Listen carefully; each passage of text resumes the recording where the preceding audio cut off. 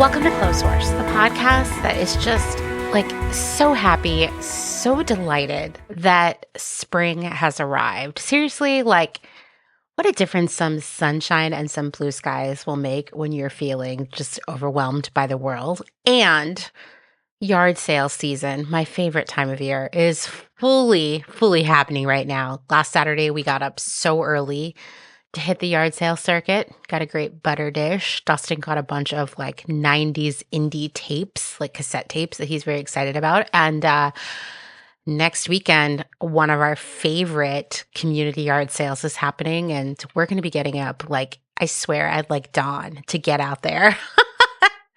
It's the yard sale lifestyle. # yard sale life, right? Anyway, I'm your host, Amanda, and this is episode 233. So I want you to picture it. It's 2025.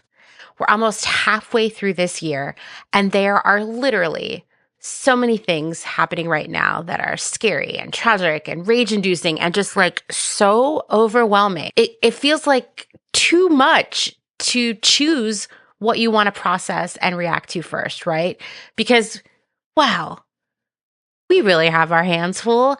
Yet, believe it or not, with all of this going on, social media is still full of myths about reselling and thrifting and who, heavy air quotes here, who deserves secondhand clothes. Yeah, people are fighting about who can buy, wear, and sell secondhand clothing on social media. I've been tagged in numerous posts over the past few weeks, and last week I rolled my eyes so hard they practically fell out of my head when I scrolled past a post on Threads that said something like, I guess we're going to see more gentrification of thrift stores now because of the tariffs. I should have scrolled past, but of course I looked at the comments and they were full of hand-wringing about resellers. Once again, heavy air quotes, stealing clothes from, once again, another pair of heavy air quotes, poor people. I'm bored with it. Online squabbles about who should have access to secondhand clothing and where they are allowed to buy it. Honestly, they are distractions from the larger issues facing the world right now.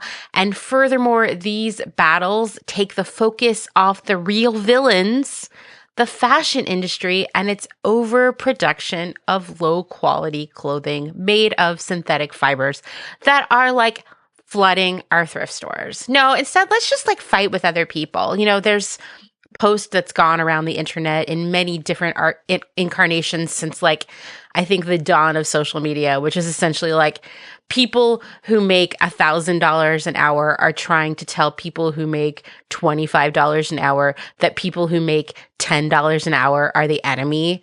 And this is what this kind of conversation about people buying and selling secondhand clothing feels like.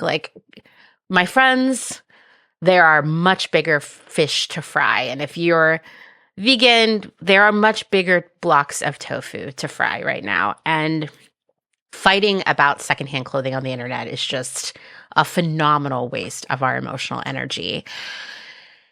It's super divisive in a time where we need like-minded people to work together, not against one another. And I'll tell you, putting on my conspiracy hat right now, I guess it's made of tinfoil. I do sometimes wonder if Shein and Temu are paying people, or at least flooding social media with bots, to start online arguments about thrifting. Because fighting about this only benefits fast fashion. It doesn't make better stuff return to the thrift stores. It doesn't make the prices at thrift stores go down. It doesn't change the fundamental fact that we need to be shopping secondhand. And with tariffs and the end of the de minimis loophole, these companies are feeling worried, right? So I wouldn't, once again, still wearing my tinfoil hat, I wouldn't be surprised if we see more anti-thrifting messaging on social media. So keep your eyes out for it, because I've also been seeing random posts here and there. And, now that I have to post Clotheshorse on every single social media platform out there, I'm seeing a whole mix of stuff. I am seeing more posts kind of talking about how gross secondhand shopping is too, and like how, oops, I bought this thing and it was filled with pee or something. So I just wonder, right? I'm not saying that's definitely happening. We've seen these kinds of operations on social media using bots and real people to create disinformation, create sort of like a different PR messaging in some major celebrity stories over the past few years. You can't tell me these kinds of tricks aren't also being used by brands. So just something to be aware of also. While I'm bored and tired of fighting back against these kinds of messages, I also know that the future is secondhand, or more specifically, we need to collectively cut our consumption of new clothing by 75%, which means we need most people buying secondhand clothing most of the time. And that means that the circular economy, the secondhand economy, needs to grow and flourish. Right now, we live in a golden era of shopping secondhand if you're the customer, right? There are so many options available, and in most situations, you can find what you're looking for very specifically by just spending some time searching online. But the infrastructure as it exists right now for the people doing the work of finding, repairing, cleaning, and selling secondhand clothing, it's not perfect. It's not equitable, and it has a long way to go to be better. I receive a lot of emails from people who want to make a career shift into sustainability. They reach out to me for advice to see if I have any connections, etc. And I generally don't know what to say to them because there isn't much to say. I steer them towards the Conscious Fashion Collective, which has a jobs board and other resources for sustainable fashion professionals. It's a great place to start your search if you're looking to change your career. But really, what I should start telling them is look for ways to help make the secondhand supply chain more efficient and equitable. Brainstorm and develop tools that can grow this essential part of our world. Think about circular solutions beyond even clothing, right? Because overconsumption is a problem beyond just what we put on our bodies. And a better future requires a better secondhand system. So really, when we're talking about like we want to get into sustainability, we want to work in sustainability, we want to have a career that makes a difference in the world, secondhand is the place to start. That's all a very long introduction to this week's guest, Valeria, the CEO and founder of Thryft Ship, a company that uses technology to make it easier for secondhand resellers to ship affordably and efficiently, particularly if they sell on Instagram and Facebook Marketplace. And as Valeria will explain in this episode, often these platforms make the most financial sense for resellers because they aren't dealing with the high fees of the other platforms like Poshmark and Depop. But organizing shipping from these platforms is really difficult. So Valeria developed a tool to make it easier. And in this episode, we're going to dissect how and why the current state of secondhand resale isn't equitable for the people doing the work. We'll break down the reality of the fees that these platforms are charging and how it makes running a financially sustainable business nearly impossible for secondhand resellers. We'll talk about the socially ingrained expectation of free shipping and how that makes it even more difficult. And we'll discuss how this system could be better. Maybe it will get some of you thinking about new tools and systems for the secondhand economy. Because once again, this is an area of major opportunity when we're talking about the sustainability of what we do for the future. And also, Valeria will explain how the secondhand reseller community is just like so amazing and why you should be a part of it if you are selling secondhand clothing. Now, I'll admit that I recorded this interview months ago, but I kept pushing out this episode due to a million other factors, not least of all the illnesses in February and March that made me miss a few weeks of episodes this year, and the ever-changing / chaotic state of the world right now that had me move things around and create new episodes that I had not originally planned. So one thing I said in our conversation feels super out of date. I said that I hadn't been seeing a lot of anti-reseller and arguments about thrifting online. Well, that must have just been because we were all in collective shock about the election and the first few weeks of the Trump presidency. Been there. It was terrible. Still is terrible. But I'll tell you, wow. That stuff, these same old arguments are back on social media in a big way. And I think it's because in hard times, we punch in the direction that seems easiest to reach.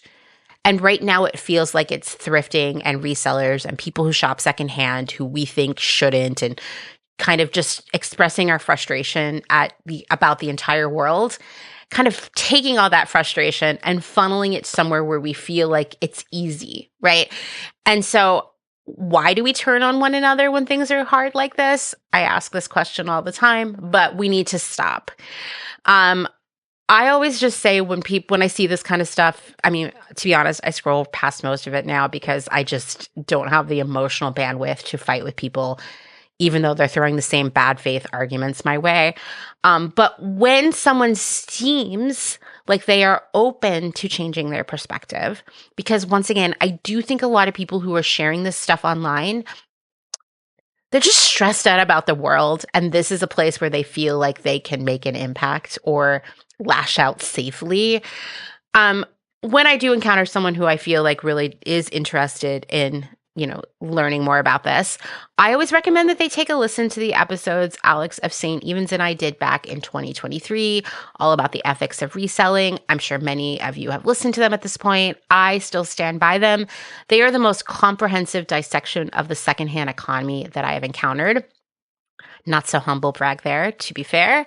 I also just want to say that recently in the feed, I shared all 4 episodes of the series I did with the department about the history of secondhand shopping. And I think they are also really illuminating for people who think that the gentrification of thrift stores is a thing, much less a new thing. So if you haven't ever listened to those, go give those a listen too, because the very long story short is that thrift stores have never been for, quote, poor people. And furthermore, thrift stores have always been trying to focus on acquiring middle-class customers because that's where the money comes from. So go take a listen to those episodes if you haven't yet. I would also recommend that you, if you haven't already, check out Alex's incredible Substack, 1-800-Vintage. She covers all kinds of things related to vintage and the secondhand economy, history, ethics, so much more. Great style inspiration. I'm going to share a recent piece she wrote about why she no longer calls herself a reseller, opting instead for vintage dealer. It's a great read. It also raises the question, what should we call secondhand resellers who are selling contemporary clothing rather than vintage? I agree that it's time for a name change because reseller, honestly, it applies to just about anyone selling something out there that they didn't make with their own hands. And when you're selling secondhand, it's very specialized, and it speaks to a list of important skills and tasks involved in finding, curating, repairing, cleaning, and selling secondhand items. I don't have an answer here, but I want to hear from you. What do you think we should call secondhand resellers? Send your answers my way. Okay, with all of that, let's jump into my conversation with Valeria.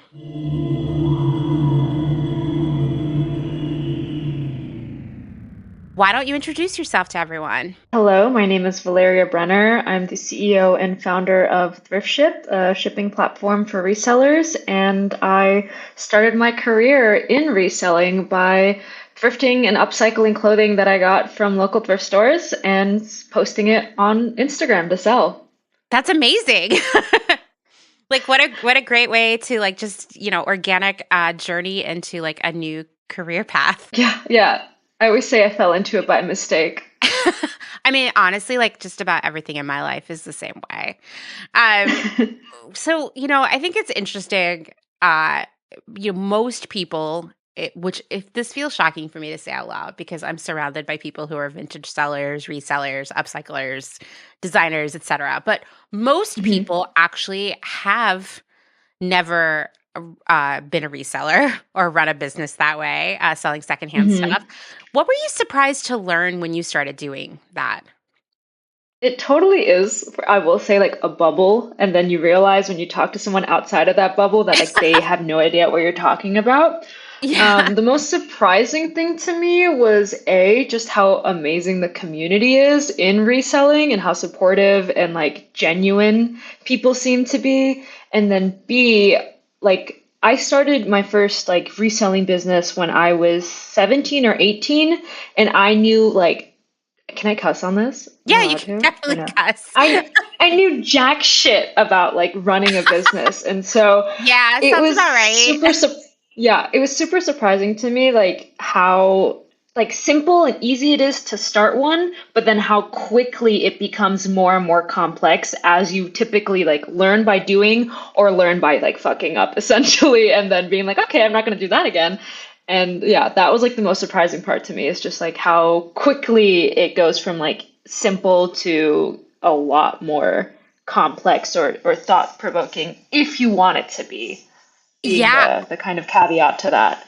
I mean, I think that's a great way to explain that trajectory because, a lot of people, and I'm sure a lot of people too, got started on reselling or, upcycling or whatever, having their own small business like in 2020, right? Hmm. Like so many businesses started Hmm. then. And it was kind of easy at first, right? It was like, here's this thing, I'm going to post it on Instagram. People are going to buy it. Hmm. It was like a captive audience. But I always say, like, when you start a business, you often learn how to do it better by things going really wrong. Like, Yeah. the average business starts with like no customer service policy whatsoever. And then like a Hmm. few years later, it's like, 20 pages long because so Yeah. many things went awry down the road, right? And you learned from it. Hmm. And I feel like that is like a lot of people for the past few years who started those 2020 businesses are like, shit, like this is hard. Like Hmm. now it's hard, right? And being a small business Hmm. owner, no matter what you're selling or what your business is really hard.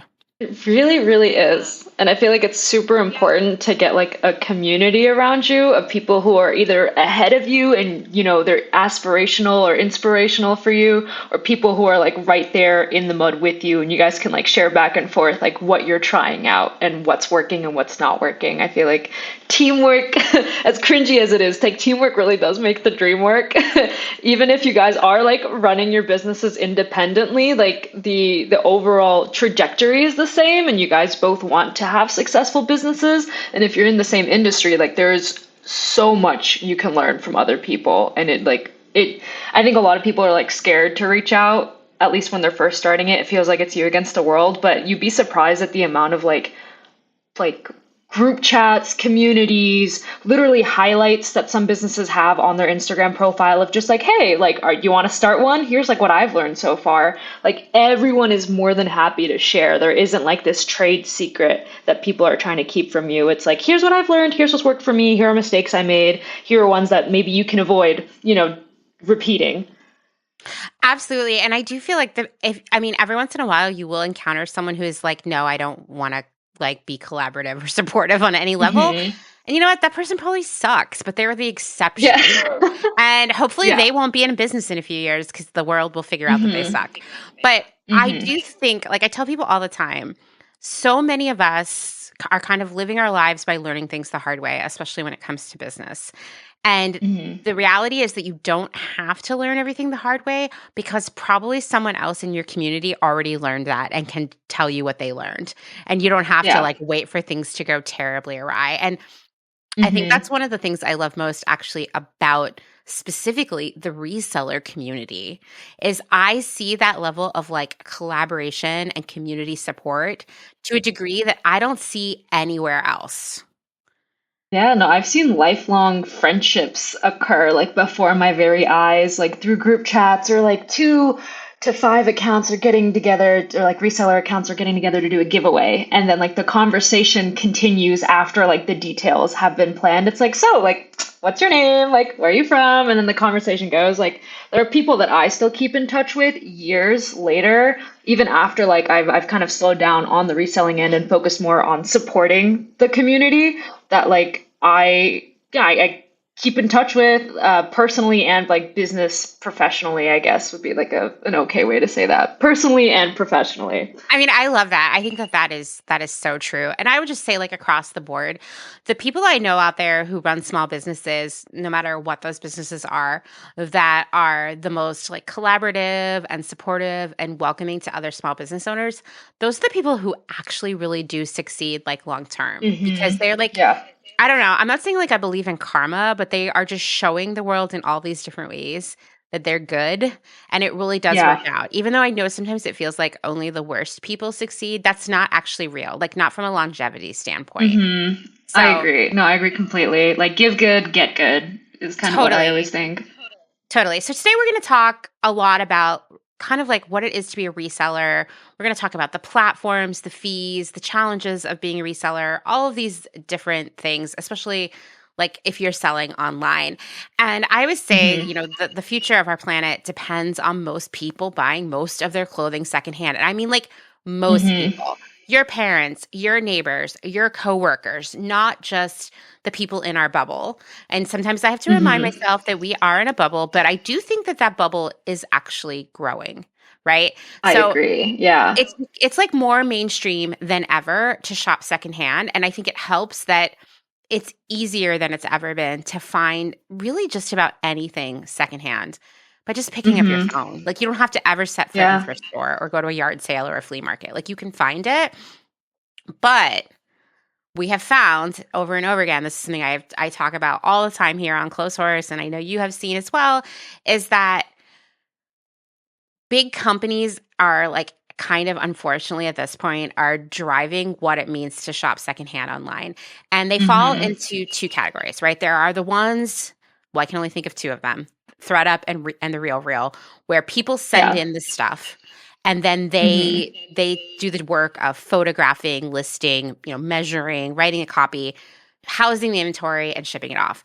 And those Hmm. companies don't actually like they just lose money. I think that Real Real made a little bit of a profit at the end of last year, but Hmm. ThreadUp is like I don't know. I don't know how this is like it makes me think of places like WeWork and stuff where they just get to keep taking tons of money, but they lose tons of Yeah. money every year and people are like, Hmm. "Oh, no problem," right? Like ThreadUp still loses so much money because Hmm. listing that stuff, photographing it, measuring it, making sure it's in good condition, housing it, then shipping it up, doing the customer service, Hmm. as you know, that is a lot of work. And where people are working, things cost money. And it's hard for these companies to make their value proposition work. So Yeah. then there are these other platforms where people sell directly, like individual resellers or people who just want to clean out their closets. They sell to the customers. It's called peer-to-peer selling. It's like Hmm. Poshmark, Depop, eBay, Mercari. There's so many platforms now. People will be like, "Oh, you forgot this one," because there's just Yeah. so many. Um, and the problem there is not that this is happening because these people do really important work. The problem is there's not a lot of equity in there for the resellers themselves because Hmm. of all of the fees. And I liken it to like if you think of a mall, Poshmark or eBay or whatever, that's the mall, right? And the resellers are the stores within the mall, right? And if the stores Hmm. move out of the mall, then the mall is just an empty building that sits there until like rats move in or something. And it doesn't exist, right? So when you think about Hmm. the mall, the customers of the mall are actually the stores. And when we talk about these platforms, Poshmark, Depop, their customers are actually the resellers, not the people buying stuff. But I Yeah. often find and I'd observe that these platforms are prioritizing the people buying the stuff over the real source of the income, which is the resellers. Yeah, literally those who like bring the inventory, the cut they get depending on the platform, is it can be abysmal. And I feel like we can definitely dive in there where there are like certain platforms like Poshmark recently that's been toying around with this like percentage fee or like flat fee that customers, and by customers I mean small businesses, get for all the hard work that they're doing, and how there is a lot of like what's the word I'm thinking of? Like not lashback. Backlash. Backlash. Thank Yeah. you. I don't know. I was like, what is my brain doing? Yeah, there's a lot of backlash that they've been getting from small businesses for like just I don't know, fucking them over is like the best way I can put it. Like I look at some of these fees and I look at how they're structured and I'm like, you're doing so much work. And yes, like there of course are like values to selling on structured platforms, such as that security of like, transactions being securely processed and like refunds and handling a lot of like the heavy legwork for you. But I sometimes feel like the fee, the price of all of that isn't what it actually should be. Like the fee should be lower. These are things that small businesses can do themselves, but if they really want to, it's a really expensive process for them, like as a single person to do. And so I don't know, I feel like there has to be another way rather than like putting it behind a paywall, like finding a way to make it more accessible to the individual seller rather than forcing them to be a part of a conglomerate. Absolutely. And I mean, like to be clear, places like Poshmark or Depop or any of these platforms, they're not actually handling any products at all. What they're doing is Mm-mm. offering people the space, the mall, to show up Yeah. and sell their products. And to be honest, if mall stores were charging the kind of per transaction cut that these platforms are, there would have never been any malls because it's Mm-hmm. just it makes it impossible to actually run a viable business. And from the customer perspective, well, there have been some exceptions, which we're going to get into. You generally don't see this. So when customers show Mm-hmm. up and they see something they want to buy, they are thinking like, what's the price I'm willing to pay for this? And also like, can I get free shipping? I mean, that tends to be the two things, right? And I mean, Yeah. anyone who's sold on any of these platforms at all ever has experienced just egregious lowballing offers from people Mm-hmm. where they're like, Oh oh, yeah. this thing that you listed that full price retail is 300 and you list for $100. Can I get that for 25? And you're like, no, right? No. Right. Yeah. Um, but anyway, so in most cases, like what's happening is like the sellers are giving a cut of that sale to the platform, right? And Mm-hmm. the customers, the people showing up to buy the stuff, they don't see that. And I think that alone is really surprising to them, or like what the degree of these kinds of fees can be. They don't Mm-hmm. understand that sometimes what you're asking for in terms of a price after the fees are deducted, it usually doesn't leave much money for the seller, especially if Mm-hmm. they bought that inventory, if they repaired it, laundered it, they have to pay for packaging to put it in. Like Mm-hmm. it becomes a point where like, why would I make $2 off of this? Yeah. And I think that conversely, I think some platforms were like, okay, well, how about rather than the sellers paying a fee, we charge the buyers, right? So I Mm-hmm. know that Mercari has been doing that for quite some time, right? I Yes. think Well, they started it like in March of this year, and it was okay. this big, like, everyone's gasping, like, they're doing what? And then it seemed so cool and unique at the beginning. But of course, like, whenever something sounds too good to be true, it is. It It is always so true. fucking is. Because while they now, do a 0% selling fee, they're making buyers, so the customers handle, the typical things, which is payment, sales, shipping. Then there's also a selling fee, and then, of course, a payment processing fee that they're having to cover. And so what we've seen happen, at least with some Mercari sellers, is they're selling less because their customers are like, wait, this looks like it's supposed to be $5. And now after everything, it ends up being like 10 to 15 because of all of the other costs involved, and then they end up rejecting the sale, or they get mad, not at, Mercari, but at the small business of like, why weren't you upfront about how much this would have cost me? Yeah. Like, why do I have to go through the entire checkout process only to realize like this is not as good of a steal as I thought it would be? But they don't have any control over that. And so it presented a very interesting dynamic where it seems like putting it on the buyer is almost worse than putting it on the seller, at least in terms of like actually being able to sell product and move product. I mean, unfortunately, I have to say, yeah, it's true. I used to, Mercari was sort of like my go-to for certain items for quite some time. And when they Hmm. started, like, once again, when they announced this like buyer's fee, I was like, this is great because while I am not a reseller, I have done so much time researching and talking about how inequitable the reseller system is right now because these platforms. And I was Hmm. like, this is great until I went on Mercari and tried to buy something. And I feel like the prices are kind of hidden until you check out. Hmm. And then I Yep. was like, wait, that just added like $25 to my purchase price. And it's Hmm. not that like I'm opposed to paying $25 more if it makes sense. But if I had known that up front, I may not have even entertained the idea of buying this item because that really changed it. You feel deceived almost when you go through it. You do. You do. Hmm. And so speaking of other platforms that tried this, and it was, I'm sorry, I'm just going to say this. This was a little deceitful. Was it in like October? Because I have like no concept of time right now. When Posh, I think yeah, they did it like early in okay, so in October. early October, Poshmark decided to do the same thing. And they Hmm. really sprung it on people. I feel like they were like starting in like 36 hours. This is going to be how it's going to Yeah. go. And I mean, at first, once again, the way they pitched it was like, this is going to be really great for sellers. We really care about sellers and supporting small businesses and blah, blah, blah, blah, blah. Hmm.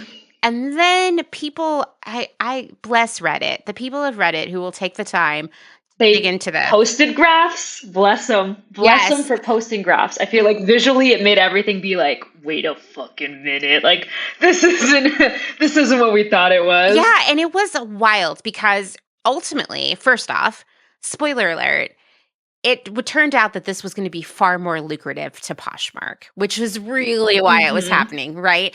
And specifically Yeah. where it was going to be the most impactful in terms of profitability for Poshmark was purchases that were for items maybe between like $10 and $50, where it was Hmm. going to be increasing both the amount of fees that they were going to get off of that, but also pretty egregiously increasing the final selling price of these items. And what really Yeah. made me angry about the whole thing is that basically they would charge you a percentage as the buyer, a percentage of the purchase price. Okay, fine. Hmm. Sure. That would include tax and shipping. So after that was Hmm. added on, then they'd say, okay, and now we're going to take another 10% on top of that or whatever. And Yep. I went in and was like sort of playing around like putting different things in my cart. And I was shocked, actually. I was like, this is going to turn off customers pretty significantly, like immediately. Hmm. And of course it did. Um, it People saw their sales fall pretty fast. But I will say, like, one thing that just going back to the idea of like the reseller community being so strong is that people put up a fuss. People sent emails, people Hmm. closed their storefronts, people posted on social, people called, people did all kinds of things. And just a couple weeks after Hmm. this was rolled out, it was rolled back. Yeah. I pulled up the blog posts here from Poshmark, and it says on October 2nd they posted, starting tomorrow, October 3rd, we're updating the fee policy. Like they really gave No less than like notice. a day's worth of That's notice crazy. before they changed it. They didn't even, I don't know, it always shocks me when companies make such irrational decisions like this. Like clearly you need to have a sounding board before you go through with something like this. Like talk to the customers, like they know best. And I feel like if they had given more notice and gotten more pushback early on, they might have been able to avoid some of this stuff happening. And then second, on October 24th, they announced the recall of that. So it took a matter of 20 days of them like getting a lot of backlash from the reseller community for them to change their mind and say, sorry, we didn't mean it. Let's go back to the 20% fee. Like we'll just keep it there. Yes. And like you heard right, 20%. That is actually a lot of money. And I think that maybe buyers don't usually know that unless they've ever sold anything on Poshmark. So on items that are under $15, the seller pays $2.95, which is that's still 20% basically if it's a $14 Yeah. item. But if you sold something for $5 and you're getting charged $2.95 by Poshmark, which believe me, people have sent me $5 offers on Poshmark. Okay, that means you get a whopping $1.05 out of that transaction or something. So, like, Yay. yeah, exactly. So, just like something to think about there. But that 20% is something really significant. That if you buy something from a seller for $50, let's say, $10 of that is going to Poshmark, which right there leaves $40 for the seller. But if you on top of that are like, I want free shipping, take another $10 off of that. And suddenly that seller is getting $30, right? But like, and let's say they paid $20 to buy it. Yeah, exactly. And this is where it becomes really challenging to make a living. Because if you're left with $10 after all of that is said and done, and that has to cover all of your work, right? Gas to go, sourcing and laundry detergent and everything else, the only way you can make that work is if you are selling like, a couple hundred items every week. And who has time for that? I mean, this is like hard work, right? We see that ThredUp and The RealReal have said, okay, we're going to turn this into a volume game where we're going to sell thousands of units every week by, fulfilling these orders, by bringing in the product, all that stuff. And they can't actually make a profit off of that either. So how is an individual who's going to be left with a very small portion of that sale, how are they supposed to make a living? And that's silence. right. Yeah, I give you silence to that because they simply cannot. I know. And like I find I have sympathy for this, right? Because I feel like resellers are doing this really important work. Ultimately, like in many cases, to be really honest, Poshmark is making more profit off of a pretty standard sale on Poshmark than the seller is. And I mean, I've had like similar, like when clients of mine are like, hey, the store offered like to let me sell my stuff here on consignment. They're going to keep 50% of the sales. I'm like, okay, well, like, let's just do that exercise. So if they're taking the legwork out of it for you. So, okay, they're going to, this thing you have that you're going to sell in the store, someone buys it for $100, right? The store takes $50. They didn't do anything other than just like give you the space. So you're left with $50, but that item cost you $25 to make, let's say. And that's actually, it's the math is usually worse than that. But we're saying this is someone who's like really experienced at like making things profitable. I don't know. So at the end of the day, here we are. We have this item that sold for $100. The store who sold it on consignment gets $50. The person who made it is left with $25. And so here's the store literally making twice as much off of as the seller is, right? And with Poshmark, even though they're not taking 50%, they're taking that 20%. They're really forcing sellers to offer free shipping, to take lowball deals, all these things. What is left? Does that feel fair? It just doesn't. And the thing with consignment stores and Poshmark, if you really look at it, like they're not meant, but they are logically built for passive sellers. And what I mean by this is like people who aren't relying on this as their primary source of income. So people, who bring in their spring cleaning haul and don't want to worry about the actual process of doing like any kind of legwork of selling it. And so like the 20% fee works if you're not thinking too hard about it. Right. If it's like, 10 items that you sell once, just every year when you do your closet clean out or whatever it might be. If you're doing this year in, like day in, day out, like this is not sustainable. and especially not with certain platforms like consignment platforms or now online platforms. Like Poshmark is just consignment, but make it virtual, right? They hold the space for it. And then I love the mall analogy you did. I view it almost as like they have that building, they have all the shops, and then you as a customer think, okay, it's more legitimate because it's housed in this official building. Mm-hmm. They have, the mall patrol that goes around, like the mall cops that make sure everything is in order. So you feel like it's a more secure purchase, like you're not going to get scammed or anything. And if you do, then the mall, police will reimburse you or whatever. The analogy is getting a little out of hand, but like And there's a food beyond court, yeah, it's like, yeah. and there's of course, yeah. But beyond that, like if you are a small business, like truly trying to make a living off of this, like it doesn't work. Like the math does not math, no matter how many different ways you try to crunch the number. Like if you are doing the volume that you need to be making the salary that you like should be earning or need to earn to survive, like there are too little hours in the day to accomplish those tasks. Like as unfortunate and annoying as it is, like we can automate so many things in this day and age, but packaging and shipping, taking Mm-hmm. pictures, styling, writing copies now is like something that we're seeing that is able to be automated. But there are so many like manual tasks involved in the reselling process that just make it impossible to scale beyond a certain point. Like at least with our platform, we notice typically, even with the solution we currently offer, which is why we're like looking at doing other things, like the average seller taps out at like 67 items a month. I mean, Like that's that's where, a lot of work right there. 67. yeah. Yeah. Yeah, Mm-hmm. and like if you are only making $10 off of each of those purchases, that's $670. That's nothing. And I think I get frustrated with this because I mean, I get frustrated for a lot of reasons, but one is that, there's still so much like anti-reseller rhetoric on social media.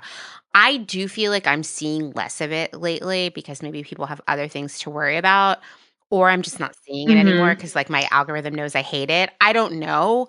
But the belief anytime I talk about resale, whether it's on Instagram or Threads or anywhere really, at least one person shows up to say, "Wow, they're just like buying stuff from the thrift store and then price gouging us and blah." And like, resellers, maybe Mm-hmm. they're not getting rich, but they're taking advantage of us. And I'm like, well, I don't even know if I want to engage with you, Like we, but like, yeah.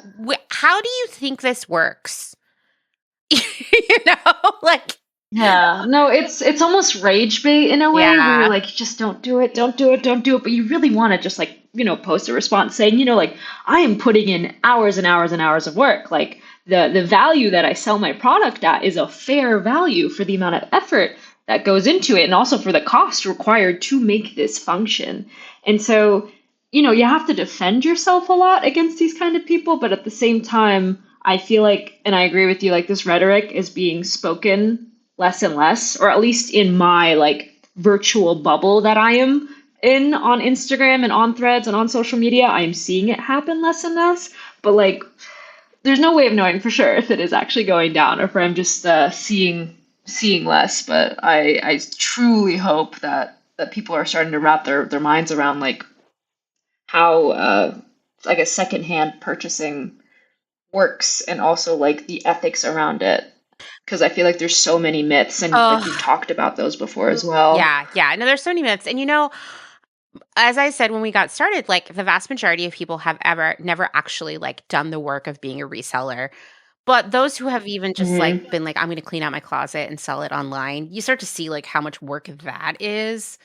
Even so you get a Hmm. view of it, but a friend of mine used to work in a thrift store and the management there was very like anti-reseller and would be like, "Oh, if you see someone who's Hmm. coming in who's a reseller and they seems like they're trying to scoop something up that's good and sell it at an outlandish price to someone else, like tell them you can't ring it up or like pull off the price tag." Or I know. So I'm not Wow. saying that's all thrift stores and maybe that manager was Hmm. just a butthead, but like that person who once worked in a thrift store and was sort of being like socialized to hate resellers and was starting to absorb some of that, Hmm. then went and actually became like started reselling on Poshmark themselves and was like, Yeah. this is so much work. And now I understand why people aren't just like buying stuff from the thrift store and then selling it at the same price as the thrift store. And I was like, yeah, exactly. Like it is very labor intensive. Yeah. I took the liberty of like looking up some data points to see if I could, factually say like maybe the rhetoric is going down or awareness I guess is going up. And so ThreadUp, despite not making much money, they do make really great resale reports every year. Hmm.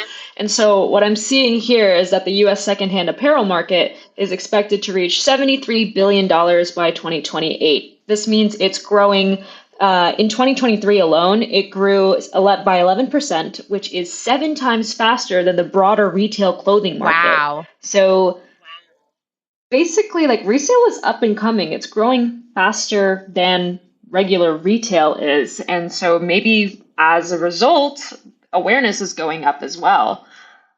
I mean, I want to believe that because the vast majority of that resale labor is not happening at ThreadUp or the Real Rail. It is happening with individuals Hmm. all over the world who are doing this in their homes. Yeah. And I do Hmm. think that I think that a lot, another great thing about the reseller community is it like supports one another, but it also speaks out about these things. And I know it's hard because no one should be getting like death Hmm. threats or bullied because they're selling a pair of jeans, but like I unfortunately have seen it Yeah. happen. I like to think that all of us talking about this is changing some minds. Where does this anti-reseller rhetoric begin? And I'm sure you have some thoughts on that too. But I think the most important thing is that it starts as an opinion or an emotional response to something that was disappointing. And then people repeat it enough that Hmm. it starts to feel like it's a fact. Like you go thrifting one Yeah. day and there's nothing there, and you're like, oh, it's because of the resellers. And then people hear that and they Hmm. repeat it so many times that it just is because of the resellers. Nobody questions like the Hmm. factual nature of that statement. I mean, where do you think a lot of this anti-reseller sentiment begins? I do like honestly think it's from exactly the same place as you just said. Like people state opinions as facts.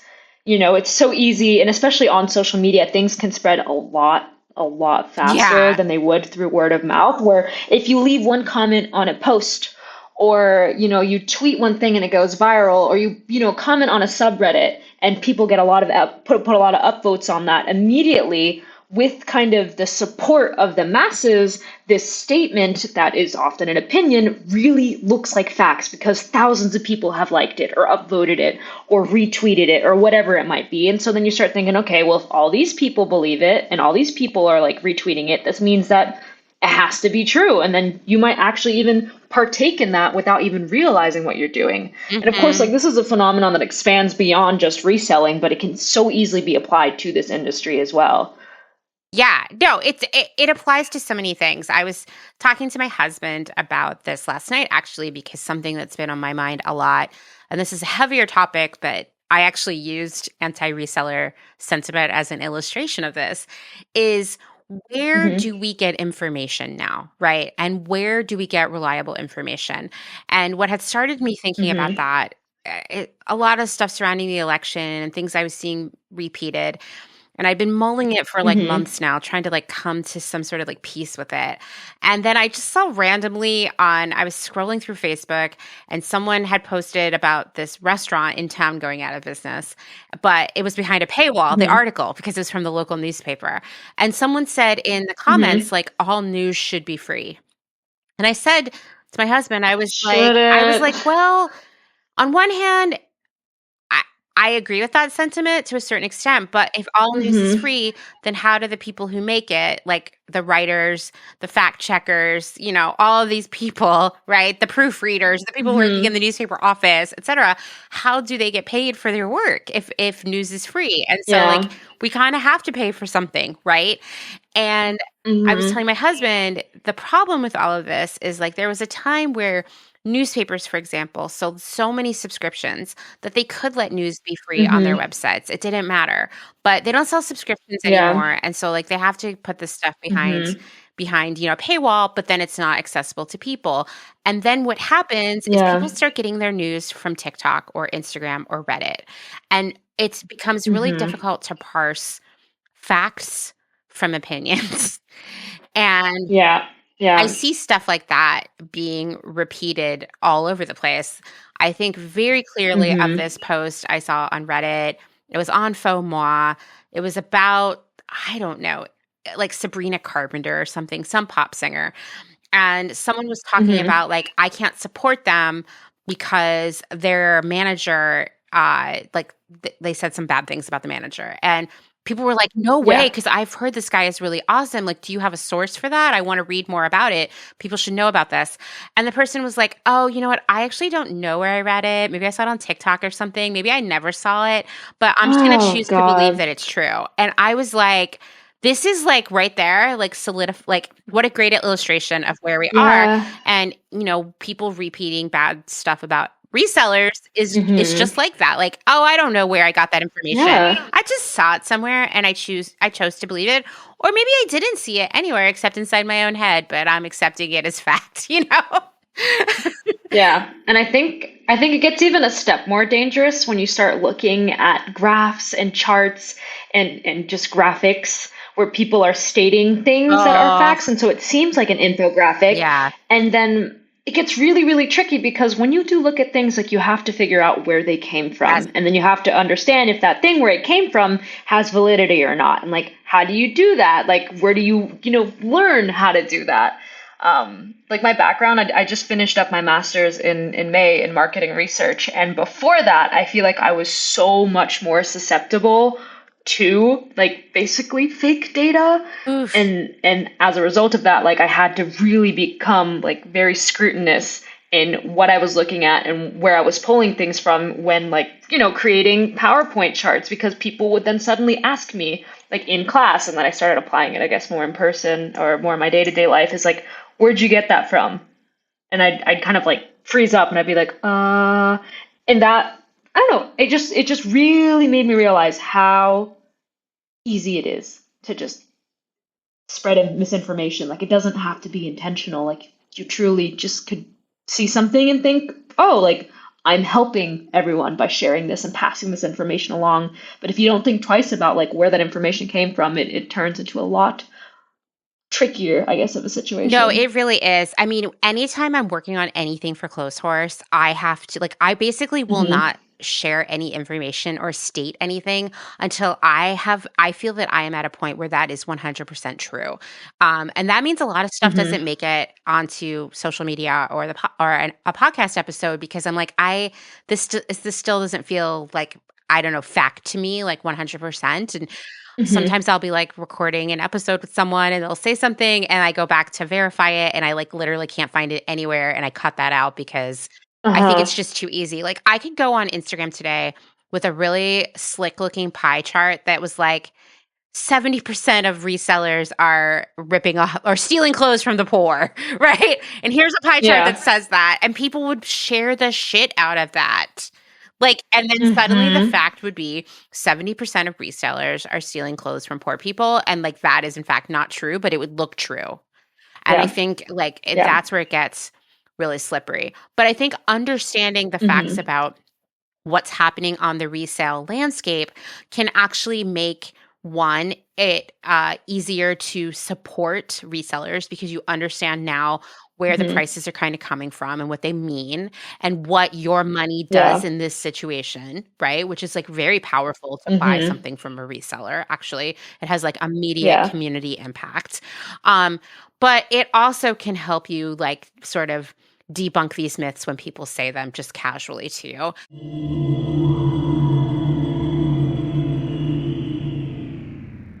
Let's take a moment to thank some of the incredible small businesses who keep Clotheshorse going via their generous Patreon support. Spokes and Stitches is a size-inclusive pattern making and sewing studio based in Philadelphia, Pennsylvania.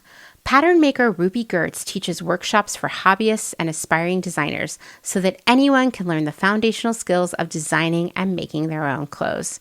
If you're looking to expand your design skills beyond following store-bought patterns, check out Ruby's flagship Sloper Workshop, an in-person 2-day pattern making retreat where you will learn how to drape a set of basic block patterns that capture your unique shape and proportions. You can use these basic block or slipper patterns as a foundation for infinite styles of garments that are custom made to your body's one-of-a-kind contours. No more full bust, flat seat, or sway back adjustments. Start with a foundation that fits. Ruby also provides professional services such as pattern digitization, size charts, pattern making, and grading services for indie slow fashion brands that want to prioritize inclusive sizing. You can find Ruby on Instagram at Spokes and Stitches and get in touch with her for professional services at www.spokesandstitches.com. Selena Sanders, a social impact brand that specializes in upcycle clothing using only reclaimed, vintage, or thrifted materials from tea towels, linens, blankets, and quilts. Sustainably crafted in Los Angeles, each piece is designed to last in one's closet for generations to come. Maximum style, minimal carbon footprint. Shift clothing out of beautiful Astoria, Oregon, with a focus on natural fibers, simple, hardworking designs, and putting fat people first. Discover more at shiftwheeler.com. Late to the party, creating one-of-a-kind statement clothing from vintage, salvaged, and thrifted textiles. They hope to tap into the dreamy memories we all hold. Floral curtains, a childhood dress, the wallpaper in your best friend's rec room, all while creating modern, sustainable garments that you'll love wearing and have for years to come. Late to the Party is passionate about celebrating and preserving textiles, the memories they hold, and the stories they have yet to tell. Check them out on Instagram at Late to the Party People. Vino Vintage, based just outside of LA. We love the hunt of shopping secondhand because you never know what you might find. Catch us at flea markets around Southern California by following us on Instagram at vino.vintage so you don't miss our next event. Dylan Page is an online clothing and lifestyle brand based out of St. Louis, Missouri. Our products are chosen with intention for the conscious community. Everything we carry is animal-friendly, ethically made, sustainably sourced, and cruelty-free. Dylan Page is for those who never stop questioning where something comes from. We know that personal experience dictates what's sustainable for you, and we are here to help guide and support you to make choices that fit your needs. Check us out at dylanpage.com and find us on Instagram at dylanpagelife&style. Salt Hats, purveyors of truly sustainable hats, hand-blocked, sewn, and embellished in Detroit, Michigan. Find us on Instagram at Salt Hats. Gentle Vibes Vintage. We are purveyors of polyester and psychedelic relics. We encourage experimentation and play not only in your wardrobe, but in your home too. We have thousands of killer vintage pieces ready for their next adventure. See them all on Instagram at Gentle Vibes Vintage. Thumbprint is Detroit's only fair trade marketplace, located in the historic Eastern Market. Our small business specializes in products handmade by empowered women in South Africa, making a living wage, creating things they love like hand-painted candles and ceramics. We also carry a curated assortment of sustainable and natural locally made goods. Thumbprint is a great gift destination for both the special people in your life and for yourself. Browse our online store at thumbprintdetroit.com and find us on Instagram at thumbprintdetroit. Vagabond Vintage DTLV is a vintage clothing, accessories, and decor reselling business based in downtown Las Vegas, Nevada. Not only do we sell in Las Vegas, but we're also located throughout resale markets in San Francisco, as well as at a curated boutique called Lux and Ivy, located in Indianapolis, Indiana. Jessica, the founder and owner of Vagabond Vintage DTLV, recently opened the first IRL location located in the Arts District of downtown Las Vegas on August 5th. The shop has a strong emphasis on 60s and 70s garments, single-stitch tees, and dreamy loungewear. Follow them on Instagram at Vagabond Vintage DTLV and keep an eye out for their website coming fall of 2022.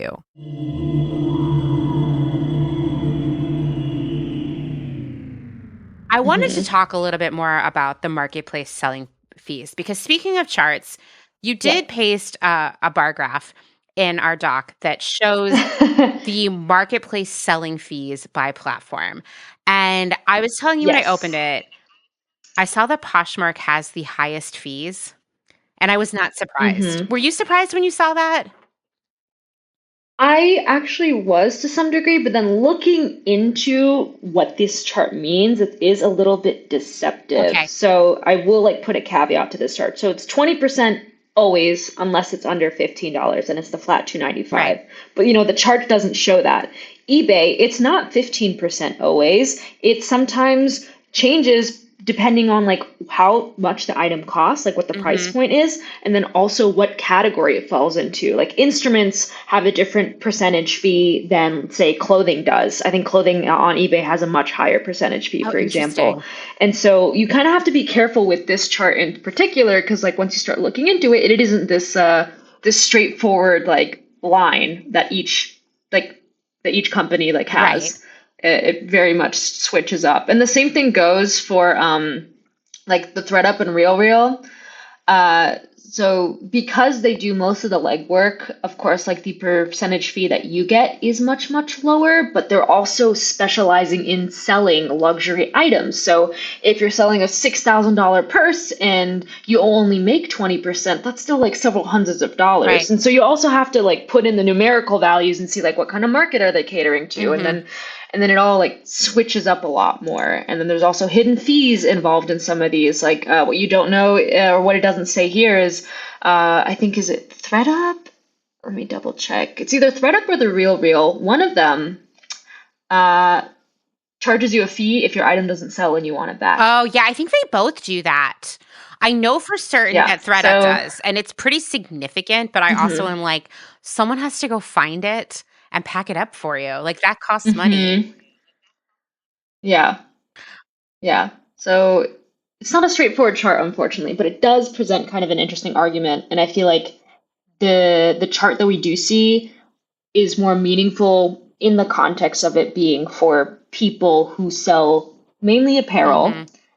um, between the average like price ranges of, let's say, anywhere from 10 to like $200 to $300. Like that's where this chart kind of works best or feels the most accurate, is like for this price range and for that like for that market. And it's also important to remember that, like, going back to this idea of like Poshmark, that the fee is 20% over $15, but under Hmm $15, it's 295. That sounds like no big Yeah. deal, but when you're buying something for $5 or $10, it means that basically at the end of the day, that reseller made no money off of it. And then if you hmm ask for free shipping on top of that, which all of these platforms, I mean, Etsy really pushes it. I know that they push products hmm down in the algorithm if they don't offer free shipping, but like all of them really incentivize it. And I've hmm never received an offer on Poshmark that didn't include free or discounted shipping.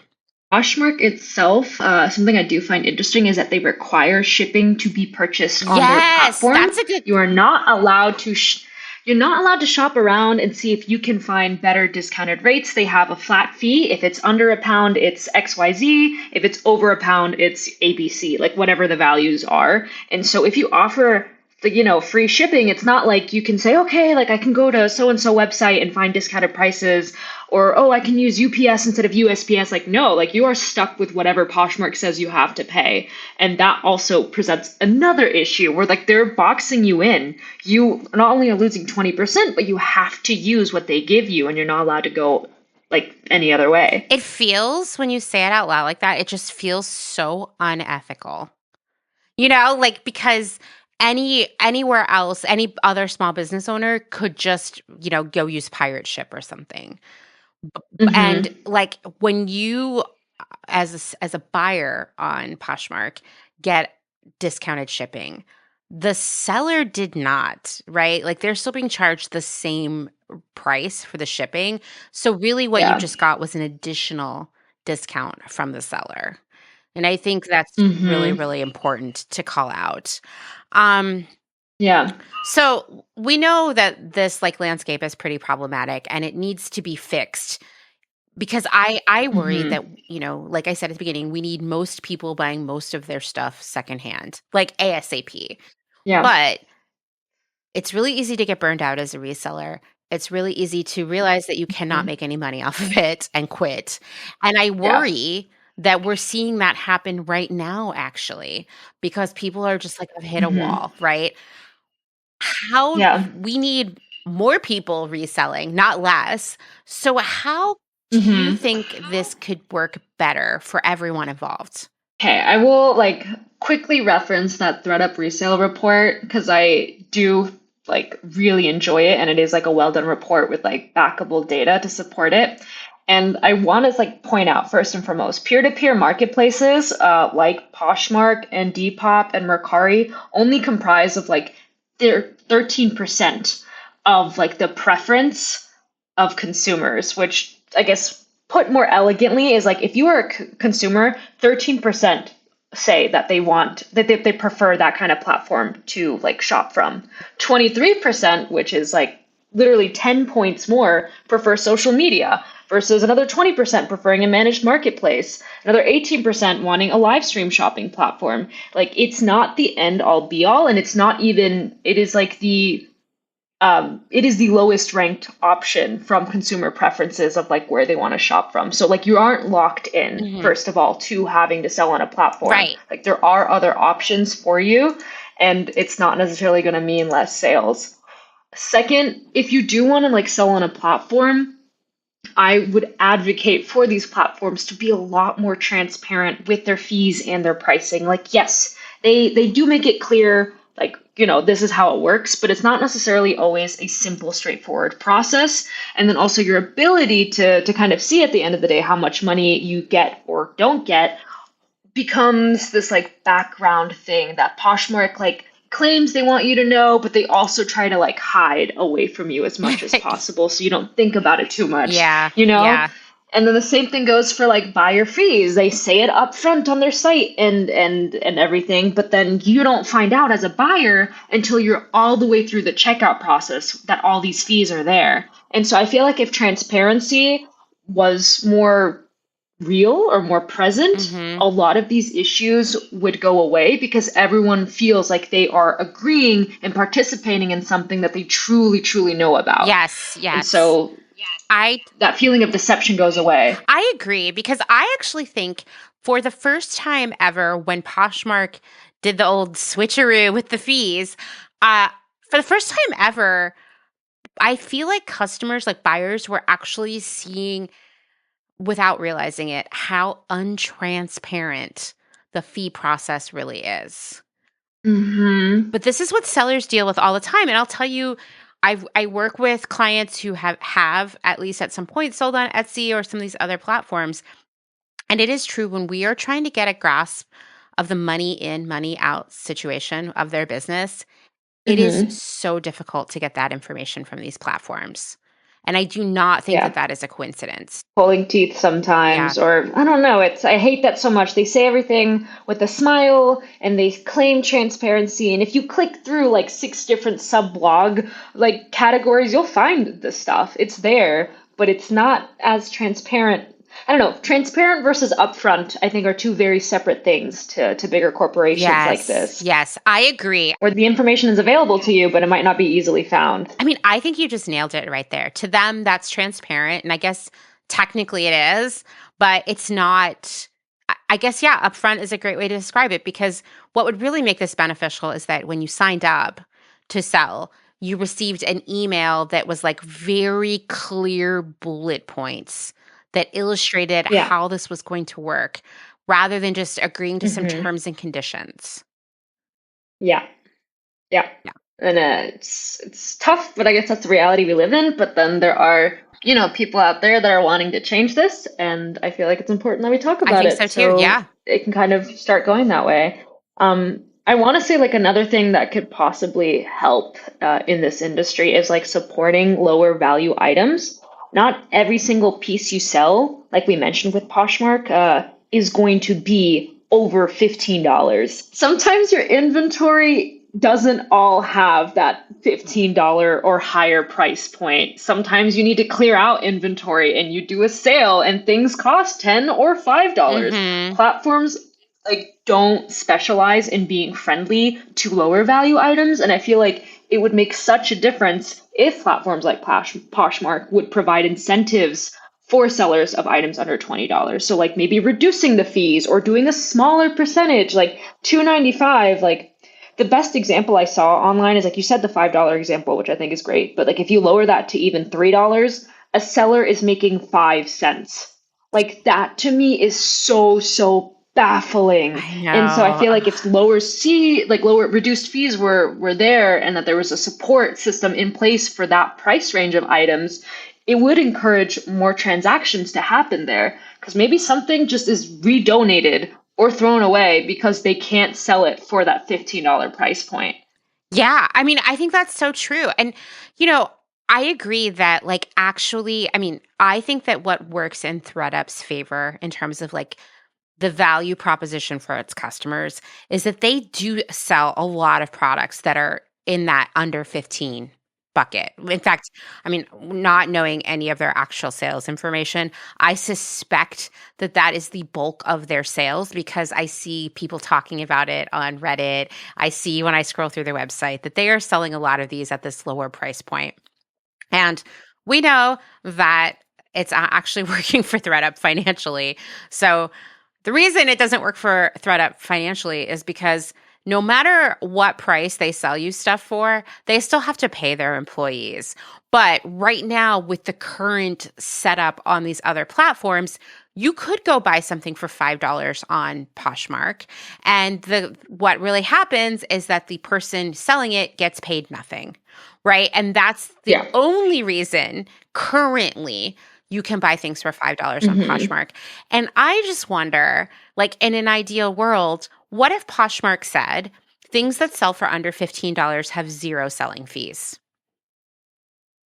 Like, could that be a Be win? wonderful. I know. I mean, I think that, of course, I have been saying this for years that Poshmark specifically, but really all of these other platforms, they're not in this business because they have a passion for getting secondhand clothing back into circulation. They're not obsessed with Mm-hmm. circularity or environmentalism or labor rights or anything like that. They are there to make Mm-hmm. money, right? And if these platforms were really about, environmentalism and circularity, they would absolutely say, yes, things under $15 have no selling fees. And it would incentivize people to buy and sell things at that price, while still, of course, buying and Mm-hmm. selling things at higher prices too. And there would still be just as much revenue coming in, but more clothes would be Yeah. getting into circulation, right? There's this like beautiful business theory that's the 80/20 rule, where 80% of your revenue comes from 20% of your Yep. customers. And it happens organically no matter what business you have, even in ours, like it just seems to prove itself true. Like it just always tends to like veer in that direction. And so as a result, like Poshmark, I am also willing to bet that 80% of the revenue is coming from this top 20% of Poshmark sellers who are doing really high quality, high volume, high price items and churning and generating a lot of revenue for the platform. Meanwhile, like these lower $15 ones, they found ways to, profit off of them, but I'm willing to bet if you're selling a lot of things at $15, like you probably aren't doing that high of a volume, or you're unable to do as high Right. of a volume, Right. or like vice versa, you're forced to do a super high volume for scraps. For And scraps. Yeah. like, it breaks my heart to think about it. But yeah, I think like either, canceling or eliminating the fees for under $15 items or just reducing it, like if you were to put that to like a 1 to 2 to maximum like 4% fee, those are cents that you're taking Mm-hmm. off, not Yeah. dollars. Yeah. And that makes a big difference in a reseller's like basically like longevity and being able to run their business. Totally. And I often wonder, because obviously, like Poshmark, Poshmark is no longer publicly traded. They went public. And then about a Hmm. year ago, they were bought by a company in South Korea. So now they're private again. And so we don't get any transparency into how they make their money, really. But a question I would have for them is like, how much does it cost you, Poshmark, for one sale, the listing of that product and then the sale of it? Like, what's the financial burden of that listing for you? It would seem to me that Could 5 cents. I could hypothesize a few of those things. Okay, Yeah, like what do you think? considering most of the costs involved are pushed onto the buyers and sellers, it Exactly. is something ridiculously low, Yeah. like 5%. Payment processing, they don't worry about. Shipping, they don't worry about. Listing the item itself, like, does not require any manual work. The main thing we're talking about here in terms of costs is marketing to get new users and to get new customers to the platform. It's website hosting costs, so the cost of, like posting this website at a data center and to be able to like function properly with thousands, if not hundreds of thousands or millions of people on the platform at the same time, which once you get to that scale, it does become like cents per user. And then, yeah, I guess just like people to do customer service. Like most of the cost here is either in hiring people Hmm. or hosting the site. Like the actual transaction itself does not cost them much. And that's why it's so profitable to be a platform like Poshmark, because everyone else is doing the legwork and then you just get to take money. Yeah. I mean, imagine you own the mall, you build the mall, and then you never ever do anything Hmm. else to the mall ever. Like you Yeah, don't hire, yeah. there's no mall cops, you don't have a fountain, you don't pay the electricity. Well, maybe you pay the electricity to keep the lights on at the mall, fine. But like you don't really like send, Hmm. you don't have like a cleaning crew in there. You're never like repaving the parking lot or anything like that. You're just like, here's the Hmm. place where you show up. That's kind of where we are with Poshmark right now. Like, there is a little bit of marketing there. Like, they obviously pay for Google AdWords and whatnot. But I would still Hmm. say, like, the sheer volume of lower price point stuff that they could be selling and actually incentivizing people to list and Hmm. sell, if they took away the fees or made them much smaller, would actually probably drive their top line profitability higher, is my guess. Because I Yeah. see one thing I've noticed, because I like to creep around on the internet constantly and follow subreddits and Facebook groups that I never actually post in. On the ThreadUp Hmm. subreddit, people don't just go there and buy one thing for $7. They buy 10 or 20. They Hmm. are, for better or worse, buying hauls.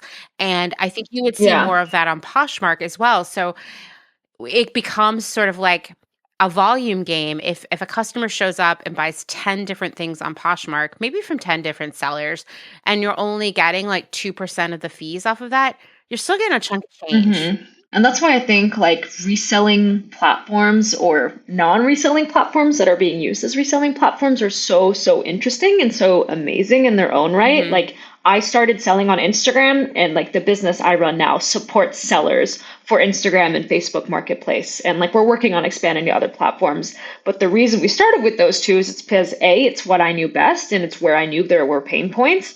And then B, I thought it was just beautiful in the fact that like they don't lose not anything, but they lose so, so, so much less. Like they get to keep 100% of the profit. A lot of the times, these sellers, like they sacrifice the automated experience of Poshmark in order to keep what they make.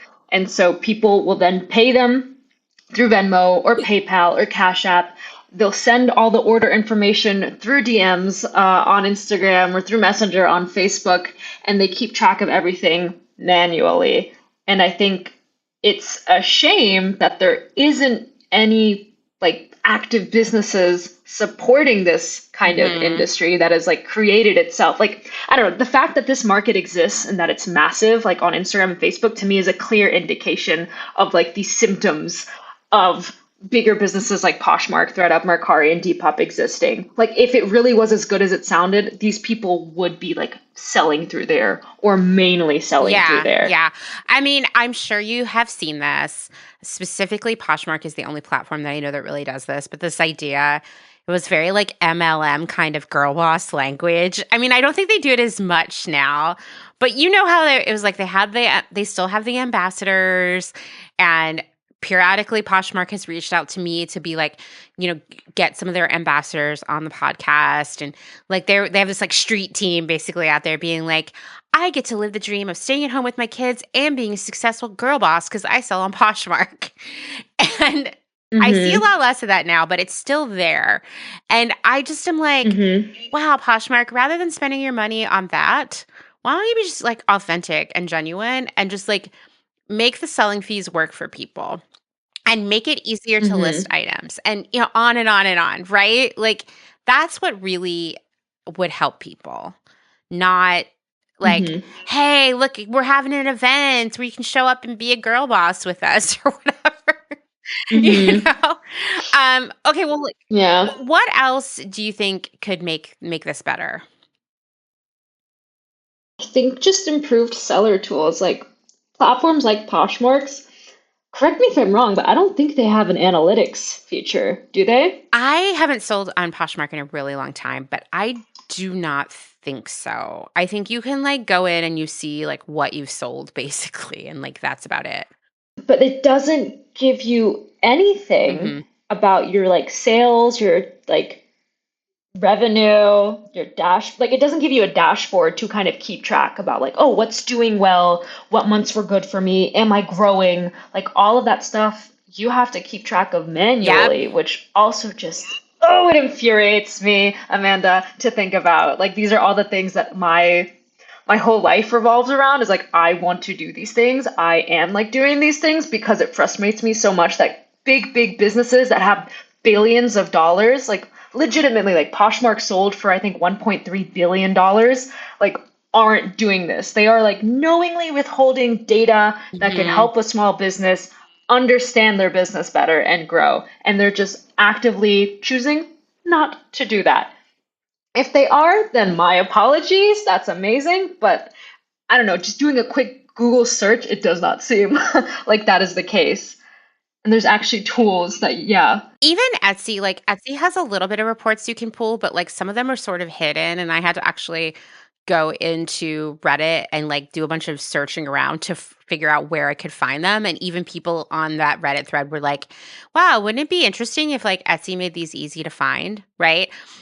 Because, we're just trying to run a small business here. And it was something as Yeah. simple as like what products you sold last month, like what were your best sellers to your worst sellers, and like Like that should be front and center. absolutely. Like what brands worked best for you? What sizes? What colors? Because Yeah. this is the thing, like if you run a report and you could see like, oh, my top selling brand last month was Hmm. Free People. I don't know, then go source more Free People, or I sold Yeah. mostly a lot of stuff in size 14, then you're going to go look for size 14s and stop buying size Hmm. 2s, right? And I think this Yeah. kind of stuff actually, not only would it help resellers use their money more smartly when it comes to sourcing and use their energy and time also more smartly, it would help drive more sales for these platforms, which ultimately is how they make their money by taking a cut of that. So Yeah. it's not it's not a favor to give that kind of information to sellers. It actually helps Hmm. them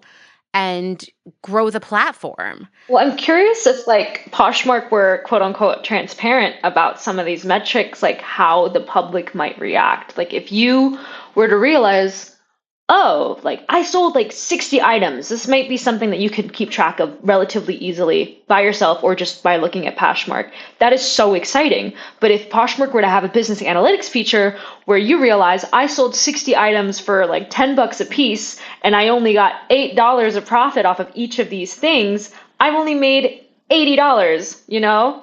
That's what's at the core there though, right? Cuz I have a spreadsheet that I always give people to like track this stuff in because I know that none of these platforms Mm-hmm. give good information, and of course it is like very manual. Like you have to put in the product and how much it costs you and how much it's sold for and how much the fees were. Yeah.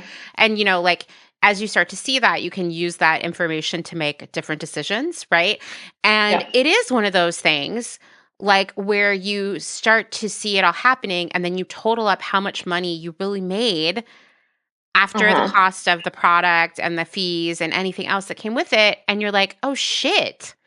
I don't know if I can keep doing this business," you know? Mm-hmm. And I think that it would discourage people. And maybe, I don't know, like when I look at these platforms, I think the conceit is that you're coming on there to just buy stuff from people who cleaned out their closets. But the reality is Yeah. that there would never be enough inventory to go around to drive the sales that these Mm-hmm. platforms need to, pay investors and shareholders. So they need to be bringing in more and more sales. And how they really do that Mm-hmm. is with people who are trying to make a go at being a reseller, like professionally. Yeah. And I I feel like it never gets better if they aren't, one, making it more equitable financially, but also giving the sellers the tools to grow their businesses strategically. And if they do it in the opposite order, like they give them the tools, but haven't yet figured out how to make it more equitable financially, everyone's going to quit. Yeah. Yeah. So they're kind of like, we just won't do either. And instead, we'll just like keep telling you like we're having these weird Poshmark parties or whatever, you know? Yeah. Let's keep them in the dark Yeah. and then just have them kind of have a crapshoot. But Yeah. a crapshoot's better than nothing. And so we're making a pretty hefty penny as long as we like take 20% or like $2.95, then yeah, like we're content. Yeah. Very content with where they're at, I think. And like, once again, the average customer on these platforms, I bet they know in their heart of hearts that, yes, the sellers are paying some of that money to the platform to be there, right? And maybe if they think about it a little harder, they also know that when they ask for free shipping, the seller is actually paying for it. I mean, I don't know. I don't know about that one. I think people really think that somehow shipping can be free, and it just cannot be. Yeah. Someone's got to get paid for it. But I think even the customers who understand these things probably do not understand how high these fees are and how little money the sellers are left with at the end of the day. Yeah. I think it's like really important to have these kinds of conversations. And honestly, I love when a reseller shows a screenshot of the math. I think it's really important. I think it's powerful. It is very powerful. And the more we can show people in black and white real information that illustrates the reality of a situation, the more we can get customers and, and resellers alike on the same page supporting one another. Because like I said, we have to reach this critical mass where most people buy most of their clothes secondhand.